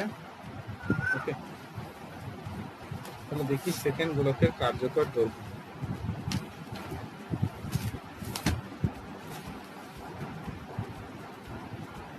তাহলে সেকেন্ড গোলক বলতে আমরা কি বুঝি, যে গোলকের পর্যায়কালের মান কত হয় 2 সেকেন্ড, তাই তো।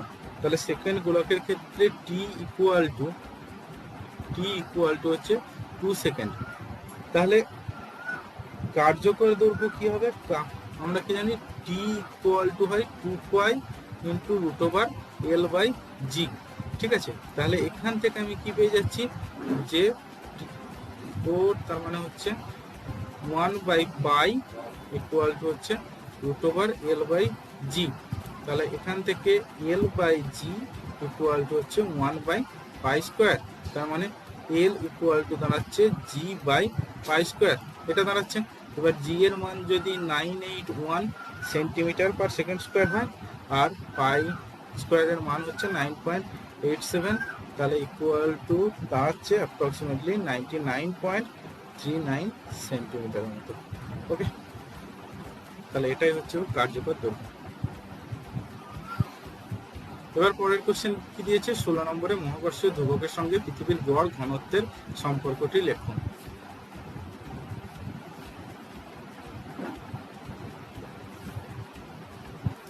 দেখি 16 নম্বর কোশ্চেন, নাম্বার 16 কোশ্চেনে কি বলেছে, তাহলে গড় ঘনত্বের সম্পর্ক কার সাথে, মহাকর্ষীয় ধ্রুবকের সাথে।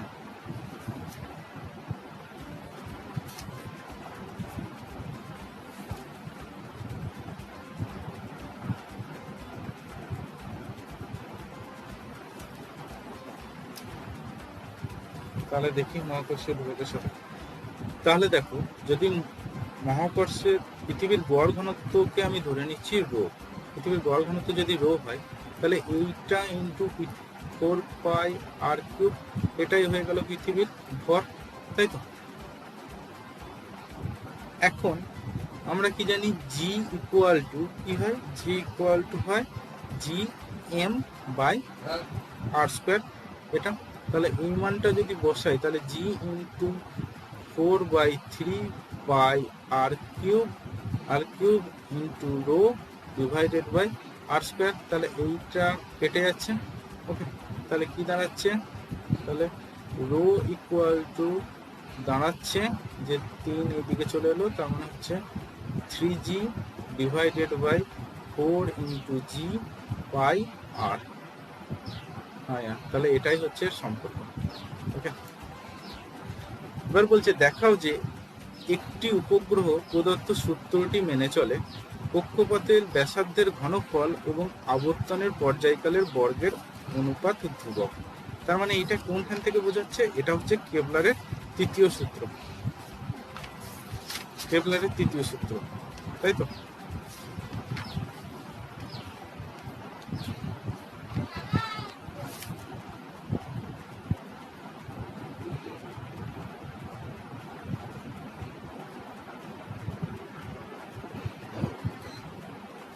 দেখি কেপলারের তৃতীয় সূত্র কি বলছে, যে তাহলে দেখো যখন কোন একটা সূর্যকে কেন্দ্র করে পৃথিবীটা ঘুরছে, তখন এর উপর একটা অপকেন্দ্র বল ক্রিয়া করছে, সেটা কি mv²/r, এটা। আর কি হচ্ছে, আর হচ্ছে সেটা পৃথিবীও হতে পারে বা অন্য কোনো গ্রহ হতে পারে, আর এদের মধ্যে একটা মহাকর্ষীয় বল হচ্ছে, এই দুটো সমান, তার মানে mv²r ইকুয়াল টু হচ্ছে G capital M into M by R square, এটা। তাহলে এখান থেকে কি লিখতে পারি, এখান থেকে লিখতে পারি যে v² ইকুয়াল টু হচ্ছে gm বাই আর, এটা হচ্ছে। এখন ওই গ্রহটা বা পৃথিবীর পর্যায়কাল যদি টি হয়, তাহলে টি ইকুয়াল টু কি হচ্ছে 2πr by V, 2πr by V. তার মানে এখান থেকে পেয়ে যাচ্ছি যে ভি ইকুয়াল টু হচ্ছে 2πr বাই টি, তাই তো। তাহলে এইটা আর এইটা দুটোকে ইকুয়াল যদি করি তাহলে কি দাঁড়াচ্ছে দেখো, 4 pi square R square by T square equal to হচ্ছে জিএম বাই আর, তাই তো? তাহলে এখান থেকে কি পেয়ে যাচ্ছি, এখান থেকে পেয়ে যাচ্ছি দেখো যে T square equal to 4 pi square by G into M into R cube. তাহলে এখন কি বলেছিল, এখন বলেছে যে ব্যাসার্ধের ঘনফল ও আবর্তনের পর্যায়কালের ব্যাস বর্গের অনুপাত ধ্রুবক। তার মানে ব্যাসার্ধের ঘনফল, তার মানে আর কিউব বাই টি স্কোয়ার, এইটা ইকুয়াল টু কত বেরোচ্ছে, এইটা ইকুয়াল টু বেরোচ্ছে জিএম বাই 4 পাই স্কোয়ার। এখন এমটা এই সূর্যের ক্ষেত্রে কি রয়েছে, এম এর মানটা সূর্যের ভর, তাহলে সেইটা হচ্ছে ফিক্সড, জিটা হচ্ছে একটা ধ্রুবক, এটাও ধ্রুবক, 4 পাই এটাও ধ্রুবক, তার মানে এই পুরোটা ইকুয়াল টু কি হচ্ছে কনস্ট্যান্ট, তার মানে এই পুরোটা হয়ে যাচ্ছে ধ্রুবক। ওকে, এবার পরের কোশ্চেনে আসছি।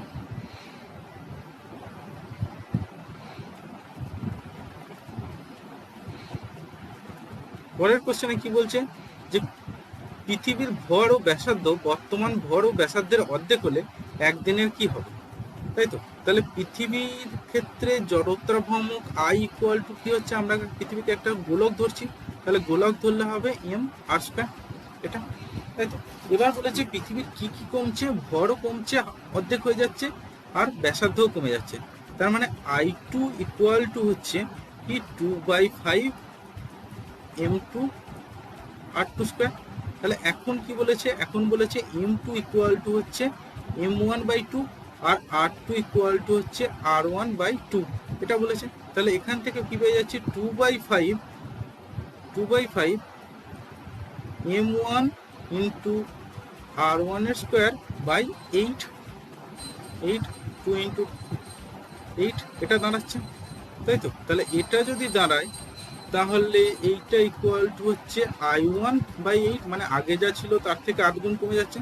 এখন আমরা কি জানি যে কৌণিক ভরবেগের সংরক্ষণ সূত্র প্রযোজ্য হচ্ছে এক্ষেত্রে, তাহলে কি হচ্ছে যে i1 ওমেগা 1 ইকুয়াল টু হচ্ছে i2 ওমেগা 2, তাহলে omega 2 by omega 1 equal to কি দাঁড়াচ্ছে i1 বাই i2, তার মানে এইটা ইকুয়াল টু হচ্ছে 8, এটা ইকুয়াল টু 8 দাঁড়াচ্ছে, এটা ইকুয়াল টু 8, তার মানে কি হচ্ছে 8 টাইমস বেড়ে যাচ্ছে, তার মানে আগে যদি বেগ যা ছিল তার জন্য পাচ্ছিলাম 24 ঘন্টা, তাহলে এখন বেগ ওর 8 গুণ বেড়ে গেছে, তাহলে আমরা এখন কত পাবো 24/8, তার মানে ইকুয়াল টু হচ্ছে 3 আওয়ার্স, তার মানে এখন একটা দিনের দৈর্ঘ্য কত হবে 3 ঘন্টা। এবার বলছে তাহলে বছরের দিন সংখ্যা কত হবে, বছরের দিন সংখ্যা তাহলে ইন্টু 365 যদি করি তাহলে 3 ইন্টু 365, তার মানে ইকুয়াল টু হয়ে যাচ্ছে 365 বাই,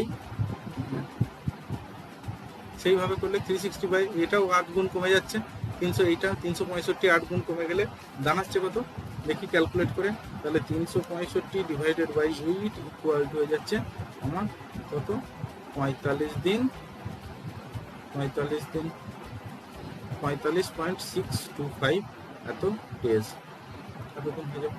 ওকে, কমে যাচ্ছে।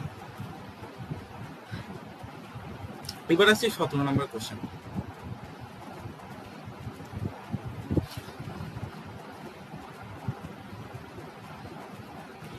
হ্যাঁ, 17 নম্বর কোশ্চেনে কি বলেছে যে একটি স্থির চাপে একটি আদর্শ গ্যাসের মোলার আপেক্ষিক তাপ 5/2 আর গ্যাসটি 0.0083 মিটার কিউব আয়তনের একটি বদ্ধ পাত্রে আছে, এর উষ্ণতা 27 ডিগ্রি সেন্টিগ্রেড, চাপ হচ্ছে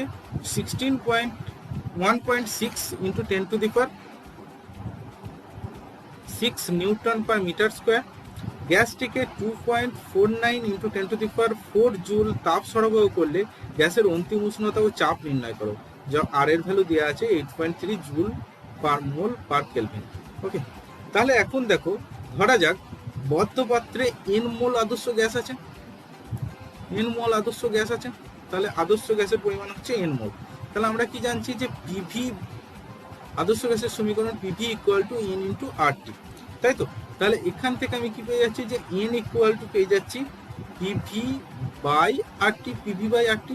তাহলে পি এর মান কত দেওয়া আছে, পি এর মান দেওয়া আছে 1.6 ইন্টু 10⁶। তার সাথে ভি এর মান কত দেওয়া আছে, ভি এর মান দেওয়া আছে 0.00083 এটা ডিভাইড বাই কি করা আছে, ডিভাইড বাই হচ্ছে 8.3 ইন্টু আর ইন্টু টি মানে হচ্ছে 300 ধরে নিচ্ছি। ওকে, তাহলে 300 ধরে নিলে আমার জিনিসটা কত দাঁড়াচ্ছে, তাহলে এই মানটা আমার দাঁড়াচ্ছে 5.33। তার না এন এর মান আমি পেয়ে গেলাম 5.33। এখন আবার কি দিয়েছে, যে সিপির মান দিয়েছে 5/2, কত 5/2 আর। তাহলে সিভি ইকুয়াল টু কত হচ্ছে, সিভি, তাহলে সিভি ইকুয়াল টু হয়ে যাচ্ছে 3/2 আর, 3/2 আর, কারণ আমরা জানি CP minus CV equal to R, তাই তো। তাহলে এখান থেকে আমার গামার মান পেয়ে যাচ্ছি কত, গামার মান পেয়ে যাচ্ছি দেখো 5/3, এটা গামার মান পেয়ে যাচ্ছে। ঠিক আছে, তাহলে এবার কি আমরা কি জানি, যে কিউ ইকুয়াল টু হচ্ছে N into CV into DT, তাই তো। তাহলে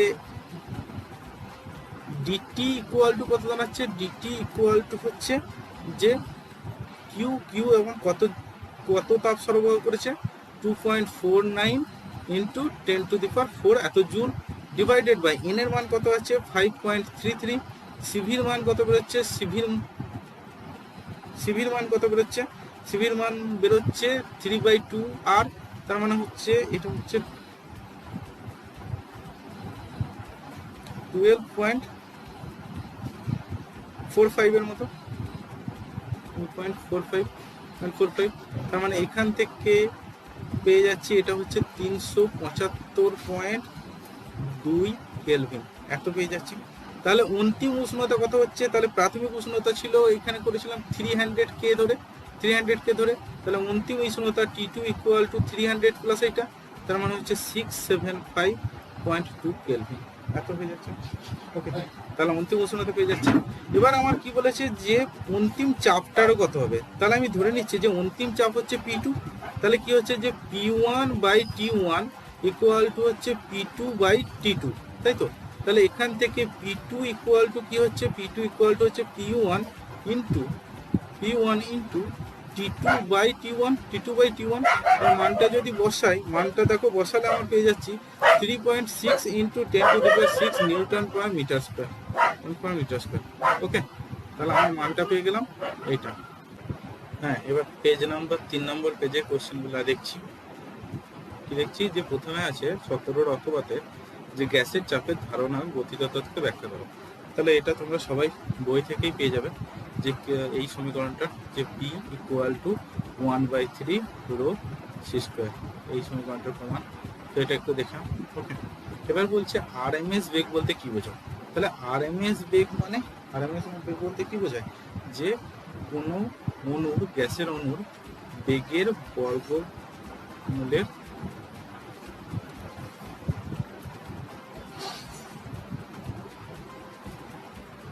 যে গ্যাসের অণুগুলির গড় বর্গবেগের বর্গমূলের মানকেই বলা হবে আরএমএস বেগ, এবং সেখানে লিখে দিতে হবে যে RMS beg V RMS equal to হচ্ছে, যে যদি গ্যাসের অণুগুলোর কি, যে √অফ v1 এর স্কোয়ার প্লাস প্রত্যেকটা অণুর বেগের বর্গের সমষ্টি, এইভাবে n সংখ্যা পর্যন্ত ডিভাইডেড বাই n, এইভাবে আমাকে বের করতে হবে, প্লাস vn² স্কোয়ার, এইভাবে আমি বের করতে পারবো ভিআরএমএস।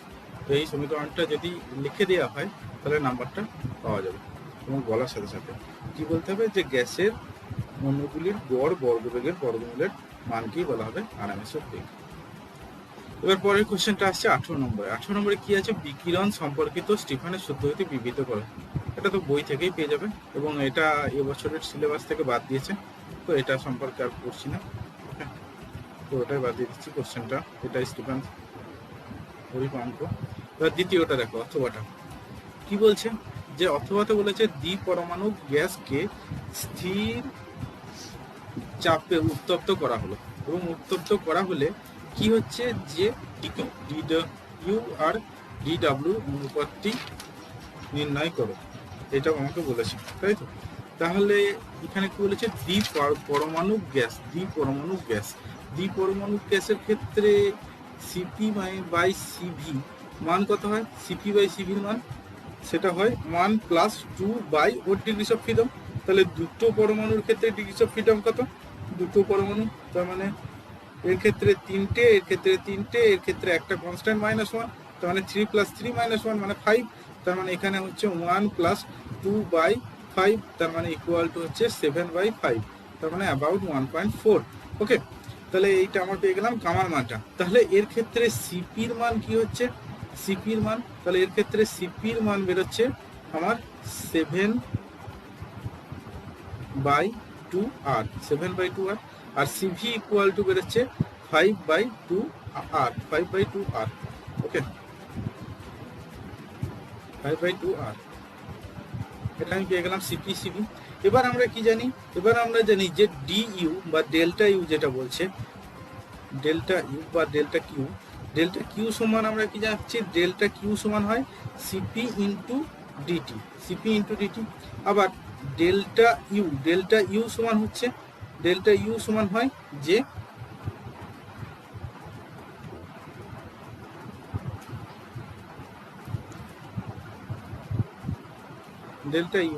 ডেল্টা ইউ সমান কি হয়? যে সিভি ইন্টু ডিটি, এটা হয়। আবার আমরা কি জানি? যে ডেল্টা কিউ ইকুয়াল টু হচ্ছে delta W plus delta U. তাহলে এখান থেকে আমি কি পেয়ে যাচ্ছি? যে ডেল্টা ডাব্লু ইকুয়াল টু হচ্ছে delta Q minus delta U, তার মানে বেসিক্যালি দাঁড়াচ্ছে CP minus CV into DT. এবার প্রত্যেকটা যদি রেশিও করি, কি হচ্ছে?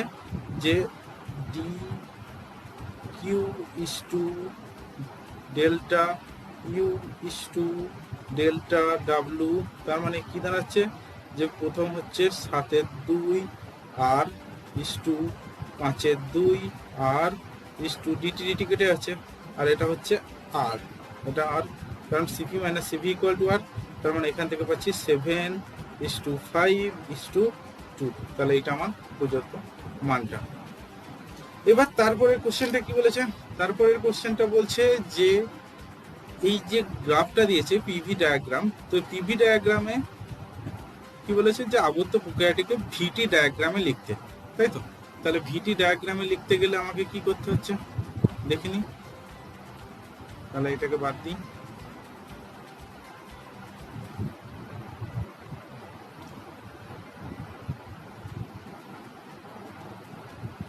ভিটি ডায়াগ্রামটাকে দেখবো। তো দেখি, তো দেখো ভিটি ডায়াগ্রাম, তাহলে পিভি ডায়াগ্রামে আমরা কি জানি? যে পিভি ইকুয়াল টু আরটি। আমি 1 মোল গ্যাসের ক্ষেত্রে নিচ্ছি, তাহলে কি পাচ্ছি? যে V by T equal to হচ্ছে আর বাই পি, এটা পাচ্ছি। এবার দেখো এখানে আমি ডায়াগ্রামটা লিখছি, এইদিকে টিকে করব আর এইদিকে ভিকে করব। টিকে সবসময় কি করব? এক্স অ্যাক্সিস বরাবর, কারণ এটা ভি এর উপর নির্ভরশীল নয়, কারণ টি একটা স্বাধীন মাত্রা, আর ভি হচ্ছে টি এর উপর নির্ভরশীল। এবার বলছে কি বলেছে? যে এ বিন্দু থেকে 4-এ যাচ্ছে, তাহলে দেখো এ থেকে 4-এ যখন যাচ্ছে তখন পি কিন্তু কনস্ট্যান্ট রয়েছে, ভি চেঞ্জ হচ্ছে, পি কনস্ট্যান্ট রয়েছে, ভি চেঞ্জ হচ্ছে। তার মানে এখানে আমার কি হবে? যে ভি চেঞ্জ হবে, তাই তো? ভি চেঞ্জ হচ্ছে কিন্তু পিটা কনস্ট্যান্ট রয়েছে, তার মানে এই পুরো টার্মটা তখন কনস্ট্যান্ট রয়েছে। তাহলে এই পুরো টার্মটা কনস্ট্যান্ট হতে গেলে টি যদি বাড়ে তাহলে ভিও বাড়বে। তার মানে 1 থেকে 4-এর যে পোর্শনটা সেটা কিরকম হবে? সেই ছবিটা হবে এরকম টাইপের, যে 1 থেকে 4, এটা হচ্ছে 1, এটা হচ্ছে 4, এটা হচ্ছে 1 থেকে 4। এবার কি বলছে? 4 থেকে 3-এ, 4 থেকে 3-এ যখন যাচ্ছে তখন দেখো ভি কনস্ট্যান্ট রয়েছে, ভি কনস্ট্যান্ট রয়েছে। তাহলে ভি যদি কনস্ট্যান্ট থাকে তাহলে তখন অনলি টি এর চেঞ্জ হচ্ছে, শুধুমাত্র টি এর চেঞ্জ হচ্ছে। ওকে, ভি কনস্ট্যান্ট হলে শুধুমাত্র টি এর চেঞ্জ হচ্ছে, তাই তো?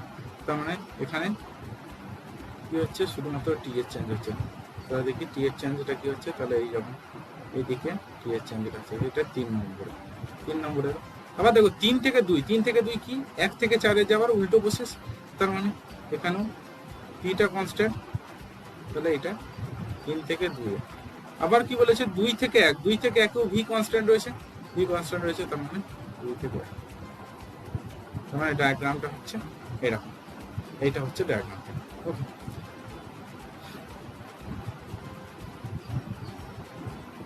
এবার আসছি গ্রুপ ডি এর কোশ্চেনগুলো নিয়ে। গ্রুপ ডি এর কোশ্চেনগুলোতে কি আছে দেখি। প্রথম দেখো, বলছে যে একটি বুলেট, কি বলেছে, একটি বুলেট কাঠের ব্লকে 3 সেন্টিমিটার প্রবেশ করে অর্ধেক বেগ হারায়। তার মানে একটা কাঠের ব্লক, তাহলে এখানে আমি ধরে নিচ্ছি যে ওর প্রাথমিক বেগ যদি ইউ হয়, তাহলে ওর বেগের কত হয়েছে, অর্ধেক বেগ হয়ে গেছে। তার মানে U square by 4 equal to হচ্ছে U square minus 2a into 3। এটা এটা প্রথম পেলাম। এবার বলেছে কি যে বুলেটটি মোট কত দূরত্ব প্রবেশ করে থেমে যাবে, তাই তো। তাহলে এখান থেকে আমি কি পাচ্ছি দেখি, তার মানে হচ্ছে 2 ইন্টু হচ্ছে 6a ইকুয়াল টু হচ্ছে U square minus U square by 4, তার মানে হচ্ছে 3u স্কোয়ার বাই 4। তাহলে এখান থেকে পেয়ে যাচ্ছি যে 2a ইকুয়াল টু হচ্ছে ইউ স্কোয়ার বাই 4। তার মানে এখান থেকে পেয়ে যাচ্ছি যে a equal to U square by 8, a equal to U square by 8, এটা পেলাম। তাহলে এবার দেখি যে কত দূরত্ব পর থেমে যাবে। তাহলে এবার পরের দূরত্বে ওর বেগ কত হচ্ছে দেখি। তাহলে আরও যে দূরত্ব যাচ্ছে, তাহলে এখান থেকে কি হচ্ছে যে 0 ইকুয়াল টু মোট দূরত্ব, সেটাকে আমি এক্স ধরছি, সেটাকে যদি এক্স ধরি তাহলে you square minus 2a x, এখান থেকে পেয়ে যাচ্ছি। তাহলে এক্স ইকুয়াল টু কি বেরোচ্ছে, ইউ স্কোয়ার বাই 2a, তাই তো। তাহলে ইউ স্কোয়ার বাই 2 ইন্টু এর জায়গায় কি বেরিয়েছিল, ইউ স্কোয়ার বাই 8। তাহলে 2 8 কেটে গেল, নিচে হলো 4, ওপরে উঠে গেল, তাহলে হচ্ছে ইউ এখানে কেটে যাচ্ছে, তাহলে এখানে হচ্ছে 4। তাহলে হচ্ছে মোট কত সেন্টিমিটার যাবে, 4 সেন্টিমিটার যাবে। ওকে,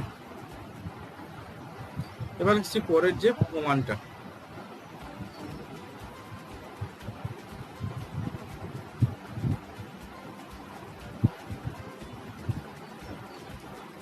পরের প্রমাণটা কি বলেছে যে লেখচিত্রের সাহায্যে প্রমাণ করো B square equal to U square plus 2s।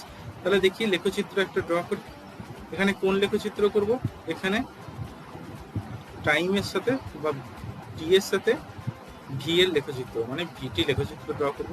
তাহলে ধরে নিচ্ছি যে বস্তুটার, কোন একটা বস্তুর প্রাথমিক বেগ হচ্ছে ইউ, তার মানে এইটা অংশটা হচ্ছে ইউ, এটা হচ্ছে ইউ, এবং এখানে নাম দিলাম ও, এটা হচ্ছে এ, ঠিক আছে, এ বিন্দু। এবার কি হচ্ছে যে ও টি সময়ে ওর বেগ হয়েছে ভি, টি সময়ে যে বেগ হয়েছে সেটা হচ্ছে ভি, এই পুরোটা হচ্ছে ভি পুরোটা, এবং এইটার নাম দিচ্ছি বি, এটা হচ্ছে সি বিন্দু, ঠিক আছে। তাহলে এখান থেকে দেখো আমি এই এক্স অক্ষর বরাবর একটা সমান্তরাল অক্ষরে টানছি, এটা যদি ডি বিন্দু হয় তাহলে ডিসি ইকুয়াল টু কি হচ্ছে, ডিসি ইকুয়াল টু ইউ হচ্ছে, মানে U equal to DC, DC. তাহলে বিডি ইকুয়াল টু কি হচ্ছে, বিডি ইকুয়াল টু হচ্ছে ভি মাইনাস ইউ, এটা দাঁড়াবে। এবার এইখানে ওসি, ওসি ইকুয়াল টু কি হচ্ছে, ওসি ইকুয়াল টু হচ্ছে টি, ওসি ইকুয়াল টু টি। আবার এখানে ইউ ইকুয়াল টু ও এ, তাই তো। তাহলে এই যে পুরো ডায়াগ্রামটা তৈরি হলো, এই ডায়াগ্রামে একটা জিনিস খেয়াল করে দেখো, সেটা হচ্ছে যে এইটা একটা ট্রাপিজিয়াম তৈরি হলো পুরোটা, ও A B C, O A B C একটা ট্রাপিজিয়াম তৈরি হলো। তাহলে আমাকে কি বের করতে বলেছে, যে এস আছে একটা, তাহলে এস বলতে ভিটি ডায়াগ্রামের যে ক্ষেত্রফল সেটাই হচ্ছে আমার এস এর মানটা, মানে মোট অতিক্রান্ত দূরত্বের মানটা। তাহলে আমাকে কি বের করতে হবে, area of a trapezium, area of O A B C. Okay, তাহলে এরিয়া অফ এ ট্রাপিজিয়াম আমরা কি জানি, ক্ষেত্রফল ট্রাপিজিয়ামের যে হাফ ইন্টু দুটো সমান্তরাল অক্ষের যোগফল, সেটা হচ্ছে ভি প্লাস ইউ ইন্টু কতটা, এর ভূমি, তার হচ্ছে টি। এবার আমরা আগের ফর্মুলা থেকে কি জানতাম যে V minus U equal to হচ্ছে এটি, তাহলে টি ইকুয়াল টু কি দাঁড়াচ্ছে, V minus U by A, V minus U by A, এটা পাচ্ছি, তাই তো। তাহলে এটা যদি পাই, এই সমীকরণে যদি বসাই, তাহলে কি পাচ্ছি দেখি, half V plus U into V minus U by A, তাহলে এটা দাঁড়াচ্ছে যে half into V square minus U square by A. তাহলে এইখান থেকে পুরোপুরি পেয়ে যাচ্ছি এই এরিয়াটাই কি বলেছিলাম, অতিক্রান্ত দূরত্ব, যেটাকে বলছি এস। তাহলে এখান থেকে পেয়ে যাচ্ছি 2as, 2as ইকুয়াল টু কি দাঁড়াচ্ছে, V square minus U square. তাহলে এখান থেকে পেয়ে যাচ্ছি যে V square equal to U square plus 2as। Okay, তাহলে এটা দেখে নিলাম। এবার আসছি এর অথবা কোশ্চেনগুলো। অথবাগুলো কি আছে দেখি, এটা মুছি।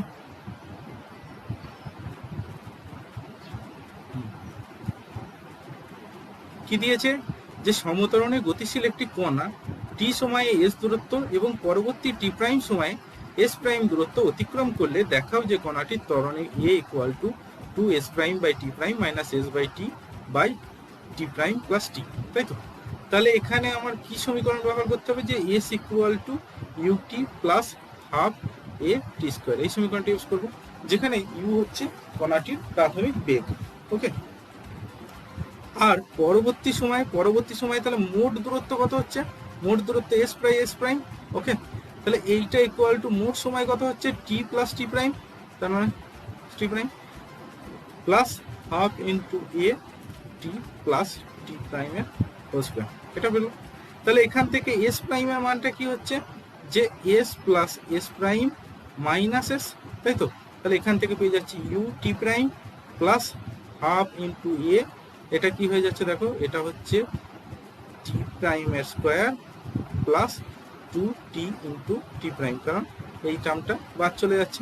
ওকে, তাহলে জিনিসটা কি দাঁড়াচ্ছে দেখি, তাহলে জিনিসটা দাঁড়াচ্ছে এইটা। তাহলে এবার S prime by T prime equal to কি বেরোচ্ছে, যে U plus half A T prime plus 2t, T prime plus 2t, এটা দাঁড়াচ্ছে। আর এই সমীকরণ থেকে S by T equal to কি দাঁড়িয়েছিল দেখি, U plus half A T, এটা দাঁড়াচ্ছে। তাহলে এবার দেখি S prime by T prime minus S by T equal to কি দাঁড়াচ্ছে, ইকুয়াল টু দাঁড়াচ্ছে দেখো, ইউ ইউ কেটে যাচ্ছে, তাহলে হচ্ছে হাফ এ, এখানে হচ্ছে টি প্রাইম প্লাস টি, একটা টি কেটে যাচ্ছে, তার মানে এখান থেকে আমি পেয়ে যাচ্ছি A equal to S prime T prime minus S by T divided by, এটা 2 দিয়ে গুণ এই দুইটা, আর by T plus T prime বা টি প্রাইম প্লাস টি। তাহলে এটা আমার প্রমাণিত হয়ে গেল। ওকে, এবার আসছি পরবর্তী কোশ্চেন। পরবর্তী কোশ্চেনে 2 নম্বর কোশ্চেনে কি দেওয়া আছে, যে ইউ ও 3u বেগে দুটি বস্তু পরস্পরের সঙ্গে 60 ডিগ্রি কোণে গতিশীল হলে, তাহলে দেখে নি, একটার গতিবেগ দিচ্ছি আমি ইউ, তাহলে এইটা আমি বলছি ইউ বেগে গতিশীল, আর একটা হচ্ছে 3u বেগে গতিশীল, মধ্যবর্তী কোণ কত বলেছে, 60 ডিগ্রি, তাই তো? তাহলে গতিশীল হলে প্রথম বস্তুর সাপেক্ষে দ্বিতীয় বস্তুর আপেক্ষিক গতির মান, তাহলে প্রথম বস্তুর সাপেক্ষে দ্বিতীয় বস্তু যখনই করব তখন কি করব, যে সাপেক্ষে বললেই আমি তখন এইদিকে আমার মাইনাস ইউ কল্পনা করব, মানে প্রথম বস্তুর সাপেক্ষে বলছি। তাহলে এই প্রথম বস্তু সাপেক্ষে যখন করছি, তাহলে এখান থেকে দেখি এইটা সামান্তরিকটার কর্ণ কি হচ্ছে, তার মানে এখান থেকে এইটা, তার মানে এইটা হবে ইউ প্রথম বস্তুর সাপেক্ষে দ্বিতীয় বস্তুর গতিবেগের দিক। ওকে, তাহলে এবার এর মানগুলো বের করতে হবে। তাহলে এর মানটা কি হচ্ছে, এদিকে মাইনাস 3u আর এদিকে 3u, এদিকে মাইনাস 3u। তাহলে এর মানটা যদি আর হয়, তাহলে আর ভেক্টর ইকুয়াল টু কি হচ্ছে, 3u vector minus you vector, এটাই হচ্ছে, তাই তো? তাহলে এখান থেকে আর ইকুয়াল টু, তাহলে কি হচ্ছে, আর ইকুয়াল টু বেরোচ্ছে 9u square plus U square minus এই কোণটা কত হচ্ছে, তাহলে এটা হচ্ছে 180 মাইনাস 60, মানে হচ্ছে 120 ডিগ্রি, এই দুটোর মধ্যবর্তী কোণ। তাহলে minus 6u square into cos 120 degree, তার মানে এইটা ইকুয়াল টু দাঁড়াচ্ছে √13u, তার মানে এইটা হয়ে গেল এর মানটা। ঠিক আছে, তো মানটা যখন পেয়ে গেছি, তাহলে এবার দিকটা বের করে নিই। তাহলে দিকটা কিভাবে বের করবো দেখি, তাহলে দিকটা আমি এইভাবে বের করছি, যে আমি এই কোণটাকে আমি ধরে নিচ্ছি থিটা। এই কোণটাকে যদি থিটা ধরে নিই তাহলে কি হচ্ছে, ট্যান থিটা ইকুয়াল টু কি বেরোবে, ট্যান থিটা ইকুয়াল টু বেরোবে 3u into sign 120 into sign 120, এদের মধ্যবর্তী কোণ, ডিভাইডেড বাই কি, ডিভাইডেড বাই হচ্ছে ইউ প্লাস 3u cos 120, ঠিক আছে। তাহলে এখান থেকে পেয়ে যাচ্ছি 3u ইন্টু সাইন 120 মান হচ্ছে √3/2, আর এখানে হচ্ছে ইউ মাইনাস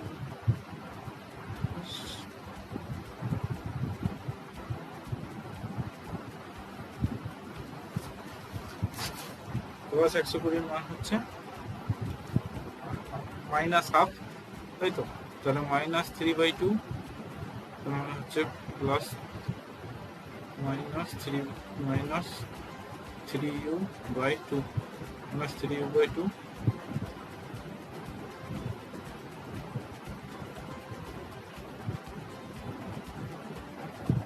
এটা হয়ে গেল।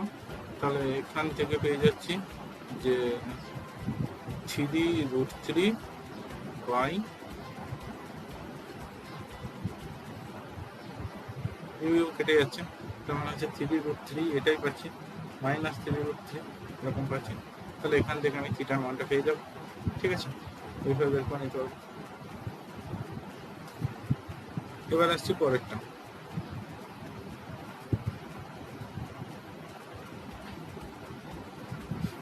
পরেরটা কি বলেছে, 20 নম্বরেরটা, যে 70 ডিগ্রি উষ্ণতায় 500 গ্রাম জলকে এমন দুটি অংশে ভাগ করো যাতে প্রথম অংশ বরফে পরিণত হওয়ায় বর্জিত তাপের বাকি অংশকে বাষ্পে পরিণত করতে হবে। তাহলে ধরে নিই যে বরফে পরিণত হচ্ছে যে অংশটা, সেই অংশটা হচ্ছে এক্স, ঠিক আছে। আর বাকি অংশটা কি হচ্ছে, যেটা বাষ্পে পরিণত হবে সেটা 500 - x, সেটা হচ্ছে 500 - x, ওকে। তাহলে এইটা যদি এক্স আর এটা যদি 500 - x হয়, তাহলে আমার কি হচ্ছে যে এই এক্স অংশকে আমাকে বরফে পরিণত করতে হচ্ছে। তাহলে বরফে পরিণত করতে গেলে কত পরিমাণে তাপ ছাড়তে হবে, যেই তাপটা দিয়ে এই 500 - x কে বাষ্পে পরিণত করা যাবে। তাহলে এটা হচ্ছে দেখো আছে 70 ডিগ্রিতে, তার মানে আমাদের ফর্মুলা হচ্ছে MST, তার মানে এস যদি 1 হয় জলের ক্ষেত্রে, তাহলে এক্স ইন্টু 70 প্লাস বরফের লিন তাপ, মানে 0 ডিগ্রি উষ্ণতার জলকে 0 ডিগ্রি উষ্ণতার বরফে পরিণত করতে 80 ক্যালোরি লাগে, তার মানে 80x। এইটা ইকুয়াল টু কি হচ্ছে, এইটা ইকুয়াল টু হচ্ছে 500 - x ইন্টু ST। এখানে কি হচ্ছে 30 কেন হচ্ছে, কারণ 70 ডিগ্রি উষ্ণতার জলকে 100 ডিগ্রি উষ্ণতার জলে পরিণত করতে হচ্ছে, প্লাস তার সাথে 540 ক্যালোরি, যেটা হচ্ছে বাষ্পের লিন তাপ, ইন্টু 500 - x। এটা হচ্ছে সমীকরণ। তাহলে এই সমীকরণ থেকে কি পেয়ে যাচ্ছি, যে 150x ইকুয়াল টু হচ্ছে 15000 -30x প্লাস 27000 -50x, এটা হচ্ছে। তাহলে এখান থেকে আমি পেয়ে যাচ্ছি দেখো 720x ইকুয়াল টু 28500, এটা পাচ্ছি। তার মানে এখান থেকে x ইকুয়াল টু পেয়ে যাচ্ছি যে 28500 ডিভাইডেড বাই 72, তার মানে ইকুয়াল টু হয়ে যাচ্ছে যে 395.8 এত গ্রামের মতো। তার মানে এত গ্রাম বরফে পরিণত করলে বাকি অংশটা কত হচ্ছে, বাকি অংশটা হচ্ছে যে 104.2, তার মানে এত গ্রাম জল বাষ্প পরিণত হচ্ছে, আর বাকি এইটা হচ্ছে বরফ পরিণত হচ্ছে, ওকে। এবার আসছি পরের কোশ্চেনে। তাহলে আমরা এবার পরের কোশ্চেনটা দেখি।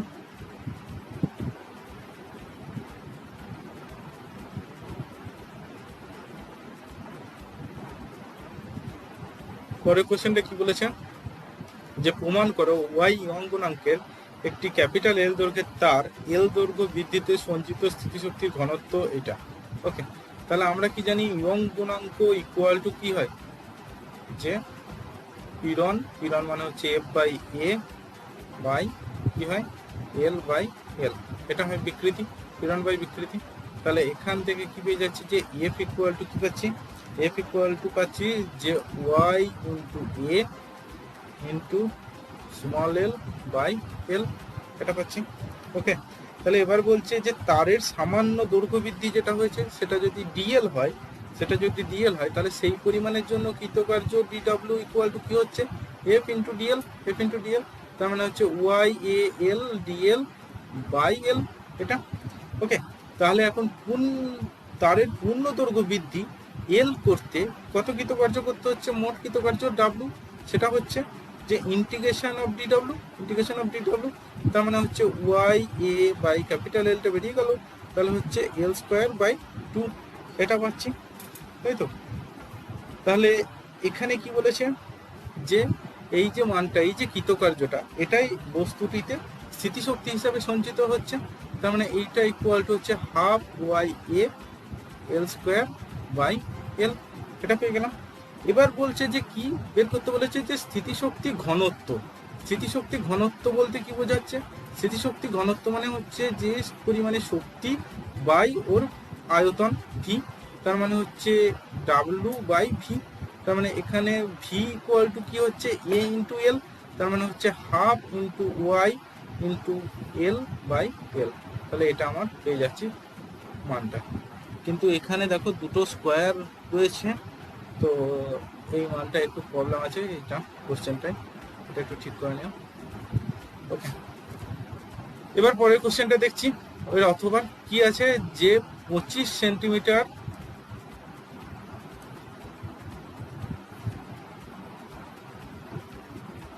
যে 25 সেন্টিমিটার স্কোয়ার ক্ষেত্রফল বিশিষ্ট একটি প্লেট অপর একটি প্লেট থেকে 1 মিলিমিটার পুরু গ্লিসারিন স্তর দ্বারা পৃথক আছে, ওই প্লেটটিকে 2 সেন্টিমিটার পার সেকেন্ড বেগে চালনা করতে কত বল প্রয়োজন, যেখানে সান্দ্রতাঙ্কের মানটা দেওয়া আছে। তাহলে আমরা কি জানি বল, সান্দ্রতাঙ্ক বল যেটা হবে সেইটা ইকুয়াল টু কি হবে, সান্দ্রতাঙ্ক into A into dv by dx, তাই তো। তাহলে এখানে সান্দ্রতাঙ্কের মান দেওয়া আছে 20 পয়েস দেওয়া আছে, ইন্টু এর মান কত দেওয়া আছে, এর মান দেওয়া আছে 25 সেন্টিমিটার, সবই সিজিএসে আছে। ডিভি মানে কত দেওয়া আছে 2 ডিভাইডেড বাই কত রয়েছে যে 1 মিলিমিটার মানে হচ্ছে কত সেন্টিমিটার, 0.1 সেন্টিমিটার, তার মানে এইটা, তার মানে ইকুয়াল টু বেরিয়ে যাচ্ছে 20 ইন্টু মানে 400 ইন্টু 25, তার মানে হচ্ছে 10000, এত ডাইন অ্যান্সার। ওকে, এবার বলছে বার্নৌলির সূত্রটি উল্লেখ করো। তাহলে বার্নৌলির সূত্র আমরা কি জানি, যে কোনো একটা তরলের যে কোনো প্রবাহের যে কোনো বিন্দুতে মোট চাপ শক্তি, স্থিতিশক্তি এবং গতিশক্তির মান সমান থাকে। ওকে,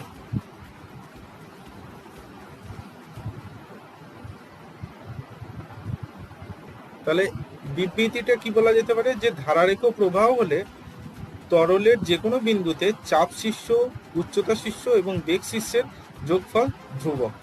ওকে, তার মানে এখানে লেখা যেতে পারে যে P by rho G plus H plus V square by 2g equal to constant, ঠিক আছে।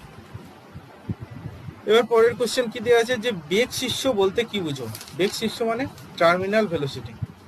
তাহলে টার্মিনাল ভেলোসিটি কি বোঝায়,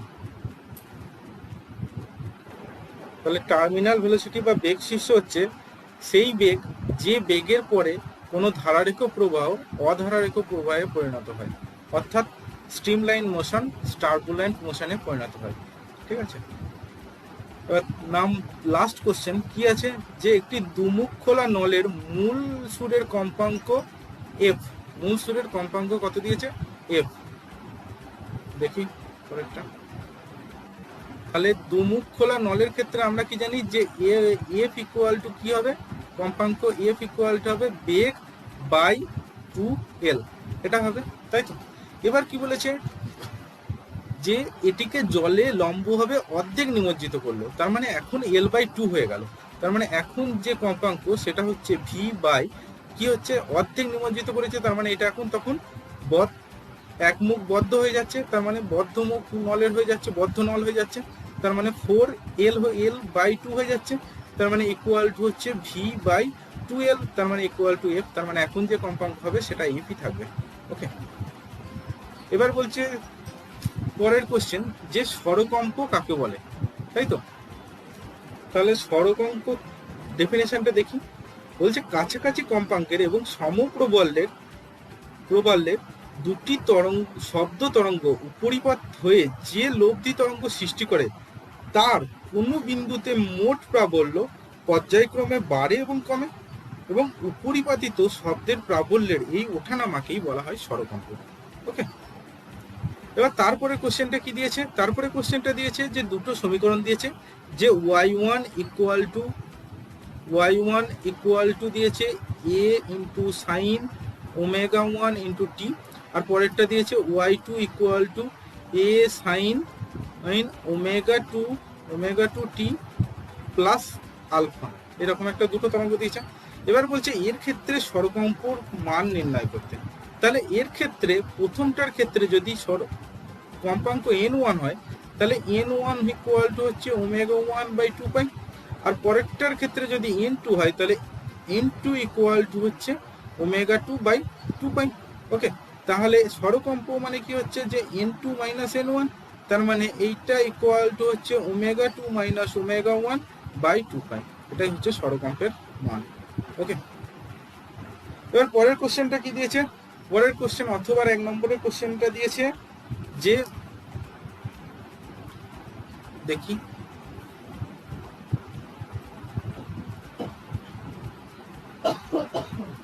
একটি ট্রেন প্ল্যাটফর্মের দিকে শব্দের বেগে 1/18 অংশ বেগে এগিয়ে আসার সময় হুইসেলের দিকে প্ল্যাটফর্মে থাকা কোনো স্থির শ্রোতার কাছে হুইসেলের আপাত ও প্রকৃত কম্পাঙ্কের অনুপাত কত মনে হবে।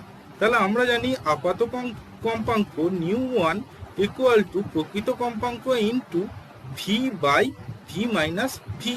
এক্ষেত্রে কি হচ্ছে, শ্রোতা স্থির আছে আর উৎস এগিয়ে আসছে শ্রোতার দিকে, তাই তো। তাহলে এখানে কি বলেছে যে শব্দের বেগ যদি v হয় তাহলে এখানে v ধরে নিচ্ছি, আর এখানে কি বলছে যে vs ইকুয়াল টু v/18, তাহলে মানগুলো কি বের করতে বলেছে, এবার বলেছে আপাত কম্পাঙ্ক আর প্রকৃত কম্পাঙ্কের অনুপাত, তার মানে নিউ, তাহলে এইটা ইকুয়াল টু V/V-VS, তার মানে হচ্ছে V/V-V/18, তাই তো। তাহলে এখান থেকে পেয়ে যাচ্ছি দেখো 18V/18V মাইনাস v, তার মানে ইকুয়াল টু হচ্ছে 18V/17V, তার মানে হচ্ছে 18/17, এটাই হচ্ছে অনুপাতের মানটা। ওকে, তাহলে এটা আমরা দেখলাম। এবার পরে 2 নম্বরের কোশ্চেনে কি বলছে যে ডপলার ক্রিয়া কাকে বলে। প্রথমে ডপলার ক্রিয়ার অঙ্ক দিল, এবার ডপলার ক্রিয়া কাকে, তাহলে ডপলার ক্রিয়ার সংজ্ঞাটা লিখে নাও তোমরা। শ্রোতা এবং শব্দ উৎসের মধ্যে আপেক্ষিক গতি থাকলে শ্রোতার নিকট তরঙ্গের কম্পাঙ্কের আপাত পরিবর্তন হয়। কম্পাঙ্কের এই আপাত পরিবর্তনকে ডপলার ক্রিয়া বলে। ওকে, এবার বলছে ডপলার ক্রিয়ার সাহায্যে কিভাবে ব্যাখ্যা করবে যে মহাবিশ্ব প্রসারণশীল। ওকে, তাহলে দেখো এই ক্ষেত্রে আমাদের যে ডপলার ক্রিয়াটা নিতে হবে সেটা হচ্ছে আলোর ক্ষেত্রে।